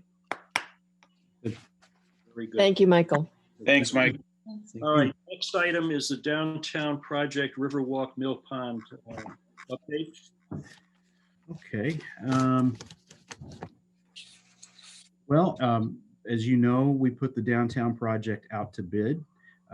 We were excited about the fact that we were able to combine the utility work with the streetscape work, and thought that that would result in some savings for the project. We did go out to bid, get bids in on April 21st. Unfortunately, they were pretty high. And at that point in time, you have a decision to make. You can either try to find a way to bridge that gap within the resources that's available to you. And there's many different ways you can do that. Or you can say, you know what, let's look at the bid package again. Let's revise it. Let's do something and then put it out to bid again. There's a number of reasons why things like this can happen. It can be timing. It can, it could be COVID-19. A number of things. So I think what we're going to do is I think we're going to move forward with Mill Pond, the Mill Pond renovation. Remember, we incorporated that as part of the downtown bid to get some economies of scale. So I think we're going to move forward with that piece and hopefully get that done. Well, I've got my date, and I think Doug and Jen have probably a more realistic one, but it's June, let's put it that way. And then I think what we might do is look at putting it out to bid and give the contractor an option of starting in the fall or actually starting next spring. Nobody wants to hear that, especially me, probably the most impatient person there is, but unfortunately, it just was a gap that we couldn't bridge. Okay. I think I covered all of those. And just a quick question. So specifically Mill Pond, you're saying you're looking at potentially doing that this spring. Is everything cleared through conservation for that? Jen, you want to answer that? Yes, we went to conservation. I guess it was last month, and we were able to amend our current order of condition, and that has been actually recorded at the Registry of Deeds. Okay. And is that is the Mill Pond work going to be our staff doing it, or are we bringing someone in to finish that work at Mill Pond? It'll probably be a combination, but I think mainly our DPW guys are going to be able to do it. Okay, so that is something that you're looking to finish this summer. I'm looking to finish it in June. Okay. July. We'll go with July. No. When things break and we can do a ribbon cutting in July or August, Michael. Well, of course, my hope would be that on June 1st, when we have a point where we are opening up our parks to some extent, that we could actually do that and make that announcement from Mill Pond. Ah, there you go. Newly renovated Mill Pond. I think unless I'm out there in the excavator. Yeah, I don't know. I don't think that's going to happen. Yeah, that's less than 3 weeks, Michael. Okay, thank you. All right, very good. So next is public Can I safety. ask a quick question before we move on to the next topic? You go ahead. So with budget concerns for FY 2021, is there any budget issues pushing forward the downtown project? I just want to clarify for folks if there is any issues. No, I mean, this money has been appropriated already and it's been budgeted for. It's moving forward. I do think I'm hopeful that we will see better numbers. I do think timing is a big issue, but we'll see. That's a good question, though, Michael. Do you anticipate postponing, delaying any of the capital project plans that we have? The major plans, no, because I think we're moving full speed ahead, and either money has been appropriated for those, or the funding that we're looking at getting for those would come through a debt exclusion. So essentially, it would still be on the taxes, but off of our budget that's within the levy. Some of the other capital projects, like the smaller capital projects and the pay-as-you-go things, we're actively discussing changes to the FY21 budget, and that is certainly on the table. Okay, good. And do we anticipate a budget update at our next meeting? Either our next meeting, it might be better to have a tri-board meeting on the, I think we were looking at the 18th to look at what we're planning on doing. I will let you know that the gap is significant, rather large, in excess of $2 million that we're looking at. That's about all I want to say in terms of the deficit right now. I hope I'm being conservative. We are looking at it from a 3-year perspective, as opposed to things getting better in 2021, looking at it being extended into 2022. And the other thing is, I think we'll be very, very grateful that we've developed those financial policies and have stuck with them over the last 7 years, because just like the state is going to utilize their rainy day stabilization fund to help get them through this crisis, we're going to lean on ours as well. Okay. When you said the 18th, you're speaking of May the 18th? Yes, I'm going to send something out to the board tomorrow and just see what your availability would be. Okay. So, very good. Okay, any other comments on this item? Otherwise, public safety buildings. So Joe and Michael, you're on. Oh, all right. Well, thank you. We've had several meetings, Zoom meetings with HKT and Garcia, Galusa, and D'Souza, who were designing, come up with 4 different designs for a HVAC system for the new town building. And we actually voted on two options.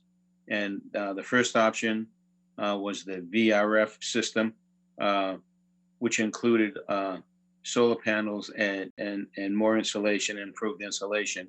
And the second system that we were looking at was a geothermal system to help reduce our carbon footprint and getting closer to net zero.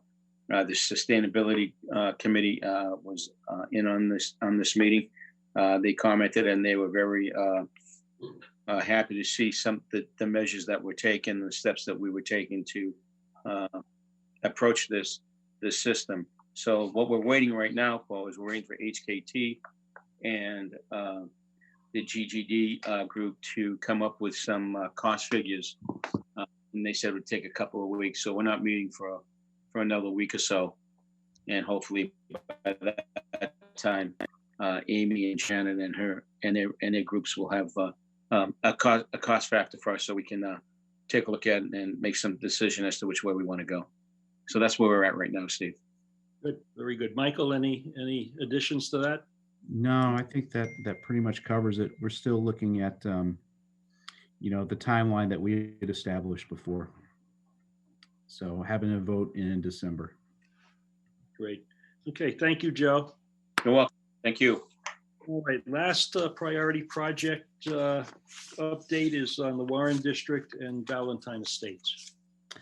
Well, obviously not too much has been done with the latter, given the situation.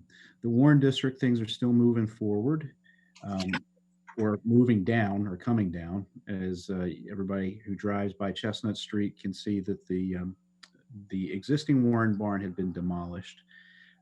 We are currently putting together an RFP to build a replica on that exact site.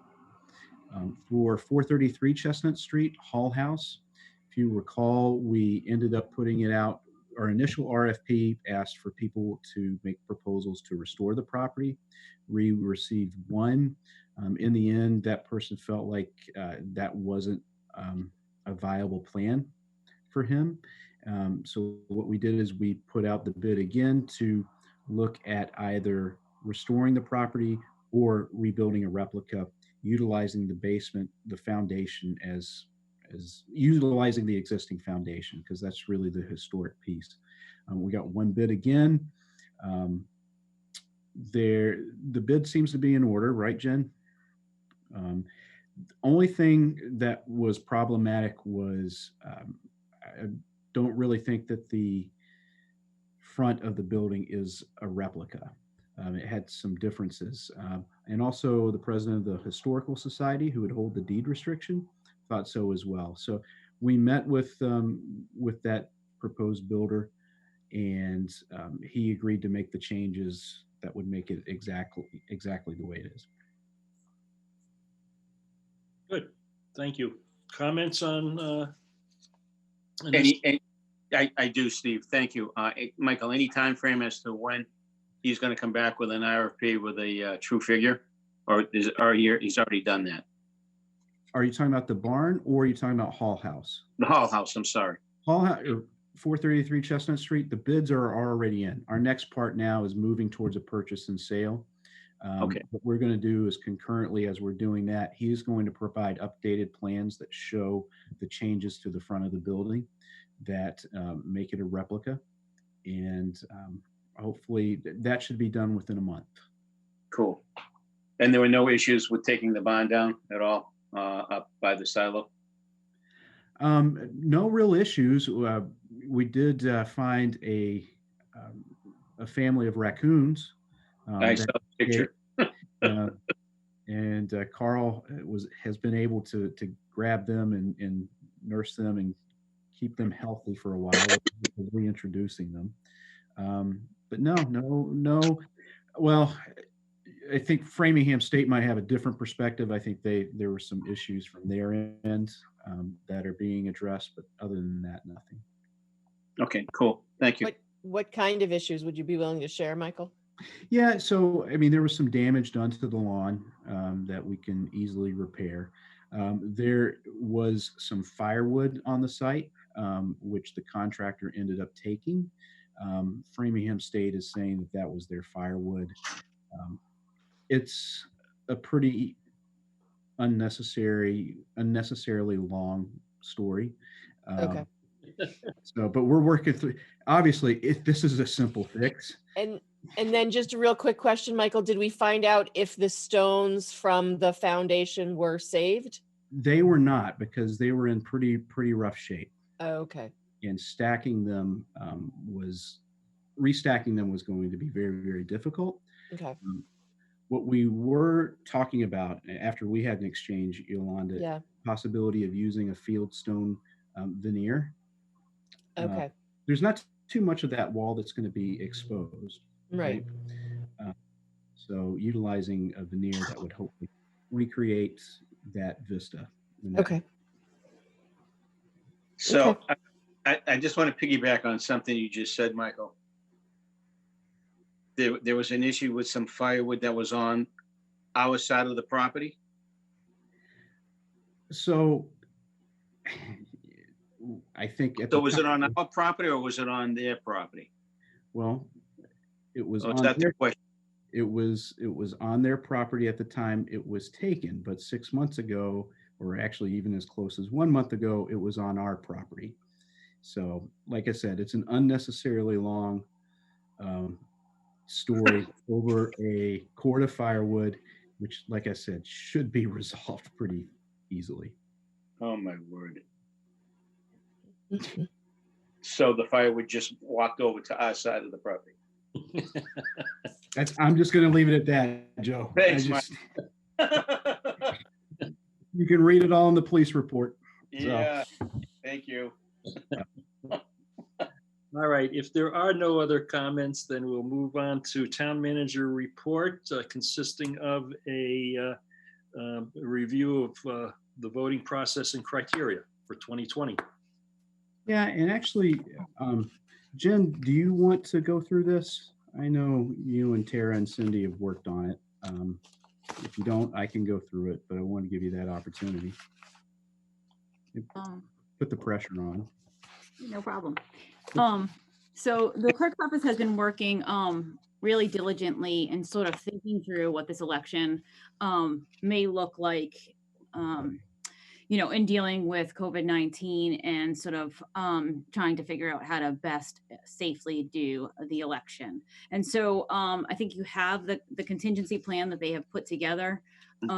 We have spoke to the school and they are open to still having it at that location. which does allow us to sort of spread out the polling locations, which was the clerk's office first choice. We did choose Wednesday when we spoke at our last meeting, and primarily we did that, and we'll, make sure that we communicate it properly to the community so they're aware of that change from normally a Tuesday to a Wednesday, but in hopes that we can actually use town staff to help actually man the check-in and check-out stations of the polling locations. The clerk's office is also planning to do a lot of outreach so that people can absentee or early vote through the mail, and so that is made a bit easier. Folks can mail in their ballot rather than having actual early voting polling locations at town hall or any other location. And a quick question, actually two quick ones. If for some reason the high school, for some reason is not available, doesn't work out, an alternative polling place? So we've looked at the community center and potentially breaking up the precincts so that half of the precincts could be upstairs, and then half of the precincts could be downstairs in the rec center. So both of those locations have, they're very accessible, and we can have sort of parking in sort of the two parking areas. It's not quite, it wouldn't be as easy. They might actually need a little bit more staff, and that's why the schools are the primary location, and also for parking purposes. And so that's why it's the more preferred location, and also just to keep things as normal as they are typically in elections. And what's the concern with the school, quote unquote, being open? Meaning the school department wouldn't allow us to use the space, or? No, they're open to allowing us to use the space. Okay. So when we were first thinking about it, we weren't totally sure if the schools would have just been reopened. We weren't. If there were still kids in it, you mean? Yeah. Okay. So we just had we had several plans that we were thinking through, and so we did have a secondary location in case it didn't work out. Okay. My second question related to what you just talked about in terms of encouraging early or absentee ballots and mailing them in. The criteria does say, due to social distancing advisories, over-the-counter absentee or early voting prior to election day will be suspended for this election. How about the drop box? Is that an option for delivering your early ballot or absentee ballot? I believe that is it is. Clear. Yeah. I believe it's one of the things we're getting confirmation on, and that we would communicate. But so this, hearing that, so this is a draft at this point, correct? That's correct. To vote on this, my understanding.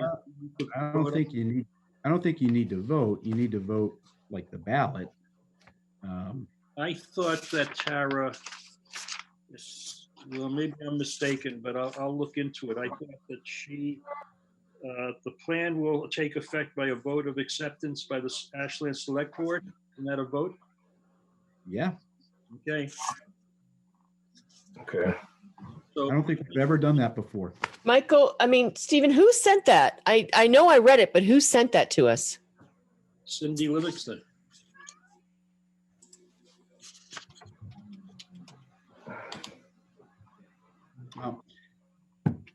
Actually, I think it's a good opportunity. This pause in the meeting is a good opportunity. Let's talk about the fact that moving it to Wednesday again is an opportunity to utilize existing staff that we currently have. And part of that is that we're really concerned about the ability of some of our poll workers who are a little bit older to actually, first of all, their ability to work the polls, and B, their comfort to work the polls. That being said, I really have to give a very large shout out to our senior center staff or elder services staff. They have been doing a remarkable job calling our seniors and making sure that they feel good. They're easing some of those issues of loneliness that happen with COVID-19. And so hopefully that's going to perk a few of them up, and they will be able to work the polls on Wednesday.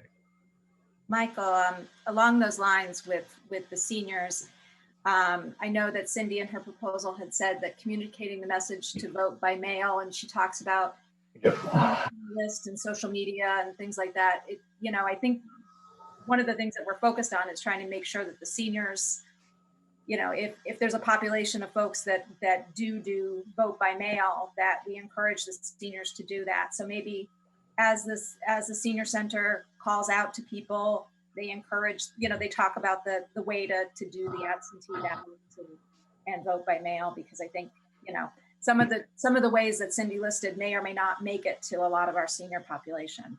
That's a very good point. Yeah. Good point. I did get confirmation from Tara that the board does not need to vote on it. Okay. It does contradict what is. Okay, so we've got clarity on that. What we don't have confirmation is using the Dropbox as part of the. But that you can relay that. We can't. I'm assuming that the board would want to utilize the Dropbox if that is a viable option. Okay, fair enough. I certainly think it's a good idea. Okay. I just had a question. I didn't see in there how people would request or justify an absentee or mail-in ballot. Is that? I saw how we're advertising it, but then what is it that people will do to get their ballot? So I believe they need to request it. Yeah. I know. Sorry, I got to find the exact place. Page 3, bottom paragraph. Yeah. So Mail-in voting. Yeah, strongly encouraged by. Yeah. But there Yes, is I guess something in here. What I didn't see in here was like, is there a form? Is there a required thing to do? We're going to make something available? Is it a simple email, and to who? I think this is a great opportunity to really get a lot of people to vote by mail. So I think being very clear about how they do it is important. So Rob, there is a form that's required. I believe it's posted. I'm just trying to get confirmation on that. And as of right now, the last guidance that I saw, and this may change obviously because people are still talking about how to make this the most democratic process while trying to adhere to social distancing. But I believe it still requires a signature so that we have that on file, so that you can't just send an email for somebody, right, say, I want a ballot. And then, so I think it requires the form to be filled out with a signature, it's sent back, and then the clerk's office will be sending out the ballots. And is there any issue with, are they going to have to compare signatures or anything like that? Or is it just a signed document? I know there's been issues in other jurisdictions about matching signatures, and that created a lot of issues. What would it take to just mail the ballot out to all registered voters and see how that goes? And then see about using that for the next two elections that we have. There would be an issue with that because the absentee ballots aren't open until the day of the election, near the end. So if somebody decides to walk in and vote, the possibility of them voting twice could happen. Mm. There must be some way to figure that out. Yeah, so Rob, I did get confirmation that the application for the ballot is on our website. We do have the ability to match signatures if necessary. Tara and Cindy sort of looked at cost in terms of how much it would cost to send it to all registered voters. It's a very significant cost. For not only just postage and sending it out, but also to order that many ballots. So what the state is advising is sort of looking at what you typically get in a local election and purchasing the ballots based on that, and then sort of big push on trying to do the mail by vote, which they seem that, I think our clerk's office is pretty confident that, if we can communicate it, we can get the ballots out to people who want to vote that way. There certainly will still be people who will want to come to the polling location, sort of feel the ballot, and Right. the election Are there dates associated with when they would need to request the mail-in ballot by? Is there anything in there? Like what the cutoff would be? I didn't see it here, but there is a cutoff. But let me. Yeah, that'd be good to, as much as we could figure out and lay out in this as possible, the better in terms of. So I am not crazy. They do talk about requesting an application for mail-in, absentee, or early ballot. And they also talk about advertising, how that can happen. Yeah, right. Yeah, no, I was just saying, I see all that here. It's just the specifics aren't here, but maybe they don't need to be here yet, as long as we're making it clear later in the process that there's a form and.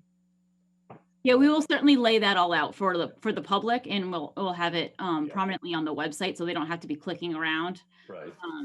The absentee ballots just have to be available 18 days before the election, but we will likely do it before that, and so we'll obviously do a big push to have being able to communicate that to the public. Yeah, I think to go to Joe's point and Yolanda's about a lot of ballots, I think.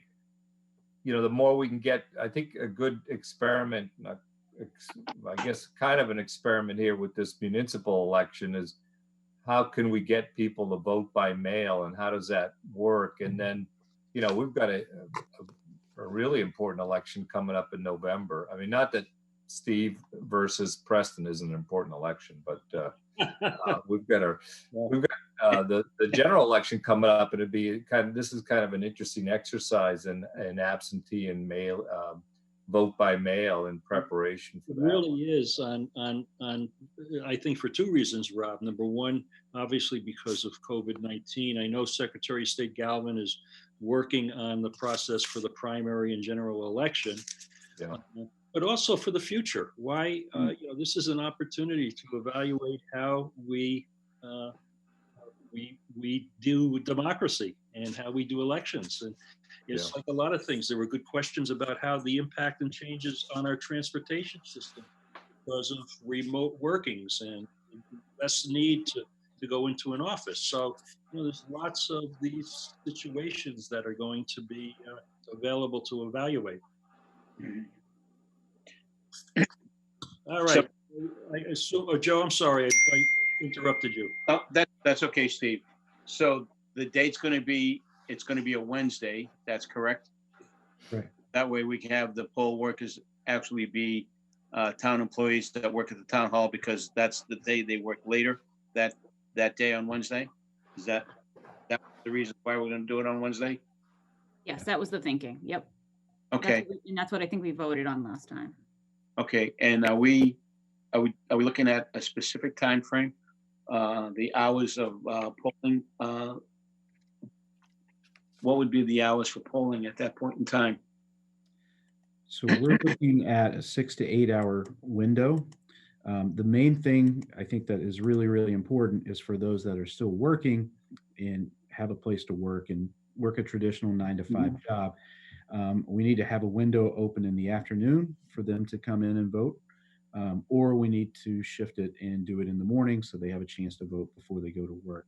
I believe Tara was looking at the hours of like 10 to 6 or 10 to 7. That would actually be a 9 hour shift. We have to remember that we have to leave a half an hour on each side to set up and break down. Right. So, but that was what the thoughts were. Okay. So it seems at this point, seems like you have a framework here. You don't have to act on anything. You are going to refine this, obviously, with communicating to the public. I mean, this is a great opportunity to see if we can expand that participation, that election participation. And so we've got a framework. You've got to check on the Dropbox option. But other than that, it seems like it's a matter of just making it clear to residents how they get an absentee or early voting application and make it as easy as possible for them. Seems to make sense. Okay, any other comments on this? So we don't need to take any action, Michael? No, I appreciate the feedback, so I know what you want, and so I can incorporate it into whatever plan you put together. Okay, and thank Tara and Cindy for us. You know, I know this is a challenge for them, a dramatic challenge. So, you know, thank them for all their efforts, please. I will. Something tells me they're watching, so. Well, if you're watching, so. Hi, Tara, and hi, Cindy. I like the 10 to 6 hours. That seems, I like that for some reason. I don't know why. We're getting up later these days. That's why. All right, so we're going to move on to our board reports at this point. Yay. So I'm going to do this alphabetically, just like we do our roll call vote. So Greaves, you're up. Okay, I'll try to be quick. So I was part of a Metro West Regional Collaborative meeting last week discussing how different towns are handling town meeting and town elections. All of them have moved their town elections out to June. No final decisions have been made in regards to what they're going to do for town meeting, if anything changes. And that's mostly for open town meeting. For representative town meeting, they're looking at possibly doing it remotely. I just want to remind everyone, and I had a conversation with Steve about this, town manager review. I'd like us to make sure we move forward with that, as well as the town council review. And I think Steve might be talking to both of those. And then the last thing is we had a Mendez School Building Committee meeting last week, Tuesday. And thanks to the votes that were taken at the tri-board meeting, we voted to approve the next step of the plan for the Mendez building. So that should have been submitted today to the MSBA. I think they have about a month to respond to see if there's any changes, to see if they have any questions regarding the site and the size of the school. And now we start the real hard work of designing the building. And that was it. Okay, thank you. Kinsman, you're up. Okay, I'll be pretty quick as well. Tomorrow I'm attending a webinar on effective public outreach in MS4 communities on public awareness of polluted stormwater. So I'm looking forward to learning a lot more about effective ways that we can communicate and educate people on things like stormwater enterprise funds. So it'll be interesting. I'm looking forward to that. You're not going to come back and want to raise the rates, are you? I hope not.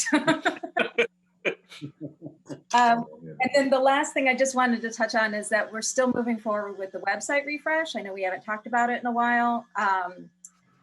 Big thanks to Anne and Paul in IT, who have been kind of helping work with Civic Plus and moving it forward. And we've seen a couple rounds of designs and things are looking really good. So things are moving forward in a good direction. So I don't have a date yet as to when we'll have something to show you guys, but it is moving forward. So there's that.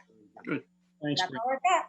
All right. Before I move on to Mignani, I'm going to bounce it back. Apparently, I was rather hasty moving away from town manager reports. So Michael and Jen will discuss the warrants.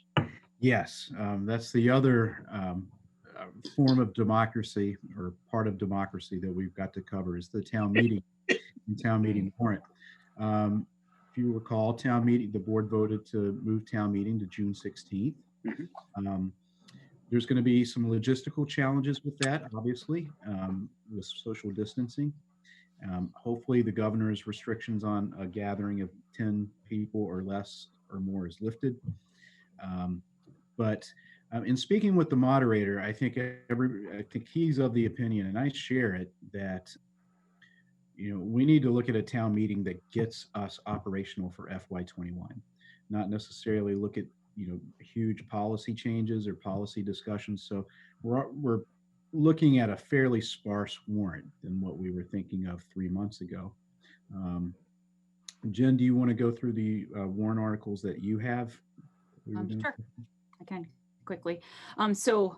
We would do the FY21 budget, and potentially we're looking, capital authorization is usually our second article in May. We're sort of looking at that to see if that's still necessary to have in May, or if we can actually move that to November.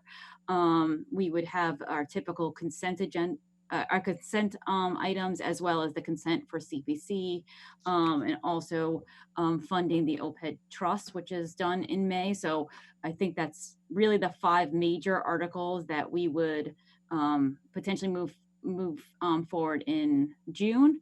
Again, we may look at moving the capital authorization to November if we can.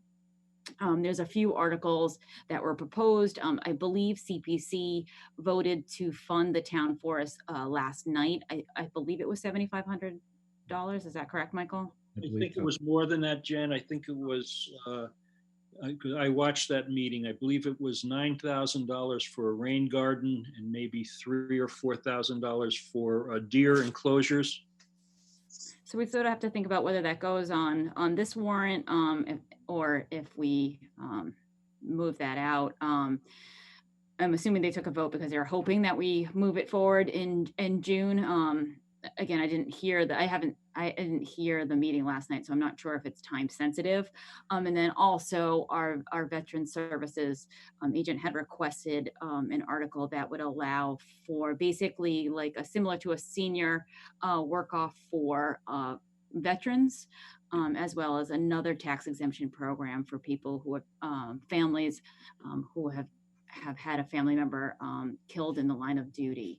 So looking at that and trying to talk to Sarah Bateman, who's our veterans agent, on whether that's something we could potentially also move into our typical fall special town meeting. Excuse me. Very good. So any questions for Michael and Jen regarding the warrants? Okay, hearing none, we'll wait for an update at our next meeting then. So we'll move on to Mignani next on our list of board reports. Thank you, sir.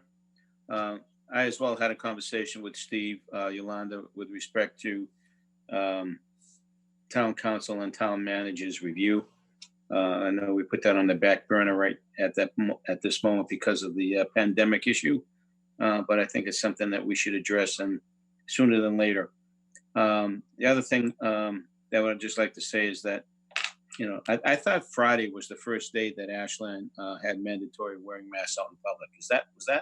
Did I just dream that, or is that actually something that the Board of Health had voted on, that Ashland would have mandatory wearing of masks in public locations starting Friday?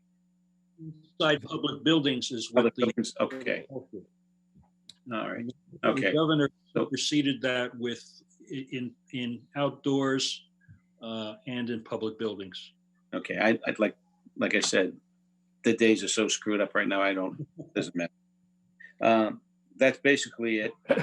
I appreciate everything that everyone is doing during this time frame. Again, keep checking up on your neighbors, especially the elderly ones. We've been doing that quite often. And I just want to give a huge shout out to our #1 citizens in Ashland, and that's Marie and Bernie King. They celebrated their birthday today.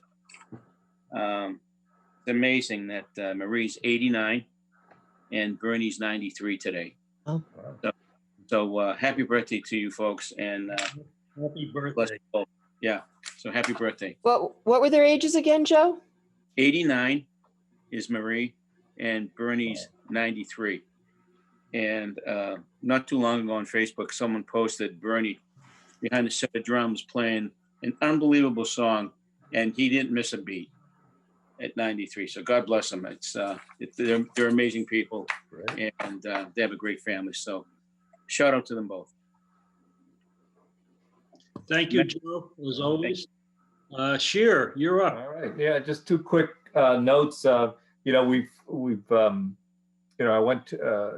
We had the Zoom meeting on the public safety building, and not too long before that on the Mendez School. And I just want to note that and thank people involved. Both buildings are going to be very green, very sustainable, either net zero or very close to it. So that's not only great news, I think, for us and our children, but also Ashland's making a great example in the area, and that's going to be helpful. If we're telling people they don't need more natural gas, we're setting a good example ourselves. So I wanted to note that, and just my appreciation for all the people involved in those projects. And the other thing, I attended a Zoom meeting, the Mass Municipal Transportation Committee, and and we kind of hit some of these issues earlier today with the senator and the representative about the transportation bills are still in effect. It was great to hear that Senator Spilka is interested in keeping things moving. We had an interesting discussion about raising the gas tax, which I touched on, but probably is not being seriously considered. But the gas tax hasn't been raised in something like 10 or 20 years. It's just Massachusetts gas tax is very small compared to rest of the nation, one of the smallest in the nation, which was surprising to me. So if you think about it, Rob, right now, it wouldn't do any good. Yeah. Because no one's driving anywhere. Right. Yeah. So so there's also like lower income people in some ways are more dependent on gas in the rural areas, and so that would be a real blow to them. So there's some interesting dynamics in place there, but so there's still they did emphasize the role of the bonding, even though the state is in very the finance is dubious that through the bond bill they could keep, it was one way of keeping economic activity going. So I was happy to hear that again the senator is supportive of that as well. So I thought that was. Oh, and I didn't bring up Chapter 90. I'm surprised no one did, but I don't know what's going on with Chapter 90. Is it all bad news and unknown, or? In the last call we had with the Lieutenant Governor earlier this week and the DLS Commissioner, it sounded like they still want to fund it at the levels that it's currently funded at. I don't know how that's possible, but I appreciate their ambition. Yeah. And when do we need to know to realistically get stuff out to bid and things like that? Or is the schedule a concern, or? No, it's a rolling process, Rob. So you actually accumulate funds and you use them. Actually, I'm going to have a few requests from Doug pretty soon. Okay. For bridge repairs. All right, that's all I had, Mr. Chair. Actually, before you go, Steve, just a quick question. Sorry about that. Do we have a schedule for what's going to be, what road work we're doing this summer? Typically, we see that at this point from Doug. What's the plans? I mean, I know there's some road work going on right now on Summer Street, and I was just wondering what else is going to be getting done. Cross Street. He's actually going to try to accelerate some of that. First of all, I want to explain to people who might be watching, the reason you don't pave in January through April in New England is because the asphalt plants aren't open and it's not the right time to pave. Why would you pave in the winter? Well, you'd be surprised. Some people actually think you can do it. Yeah. Why is nothing happening? Oh my God. Oh yeah.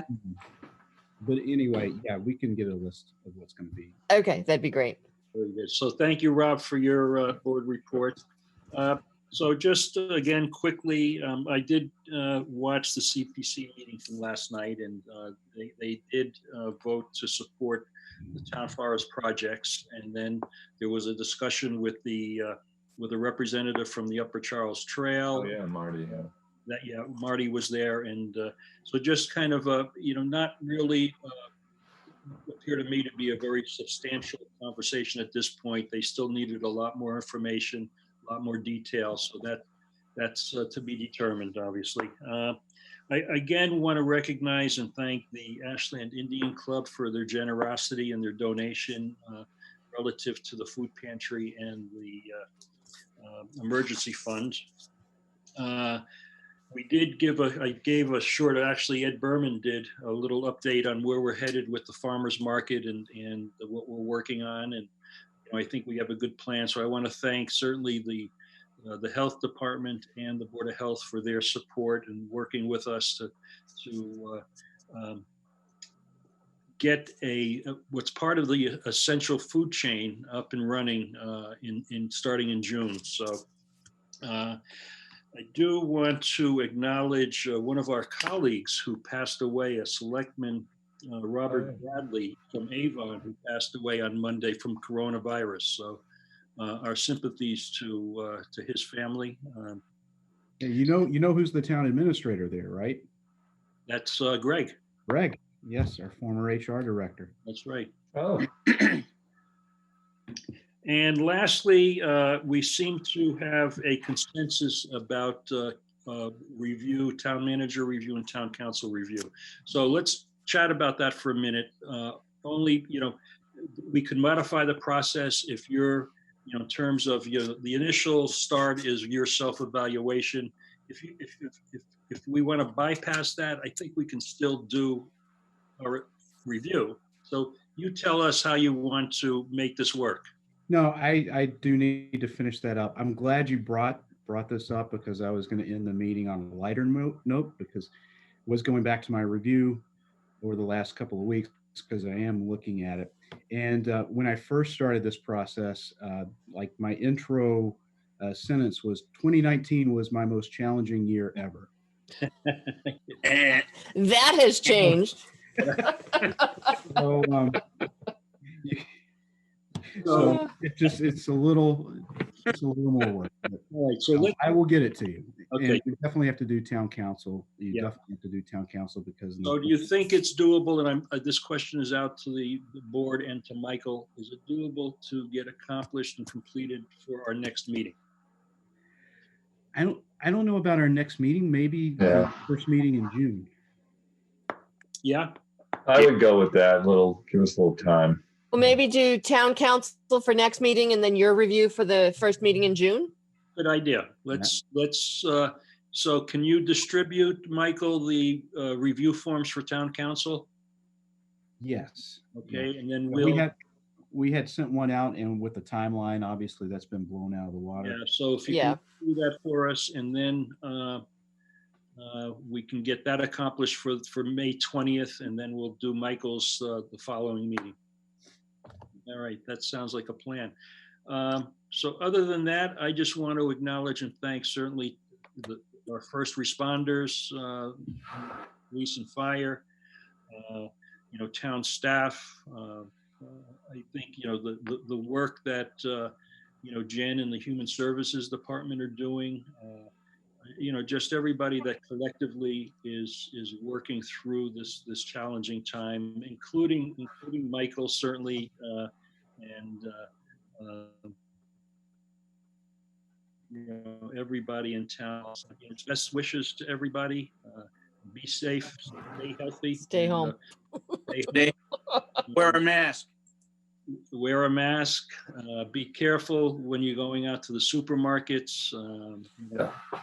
We're getting busier and busier. So, but we'll be back. Our next meeting is May the 20th. And again, it'll be on Zoom. So we'll look forward. And I want to thank the people that were on the meeting tonight. There were over 50 people at one time. It was busy. A lot of people involved. Busy, yes. So that's my tune tonight. So I'll entertain a motion to adjourn. So moved. Second. Motion is second. Greaves. Aye. Kinsman. Aye. Shear. Aye. Vignani. Aye. Mitchell. Aye. And so thank you and good night. We'll see you on May the 20th. All right. Thanks. Thanks. Good night, everybody. All right. Good night.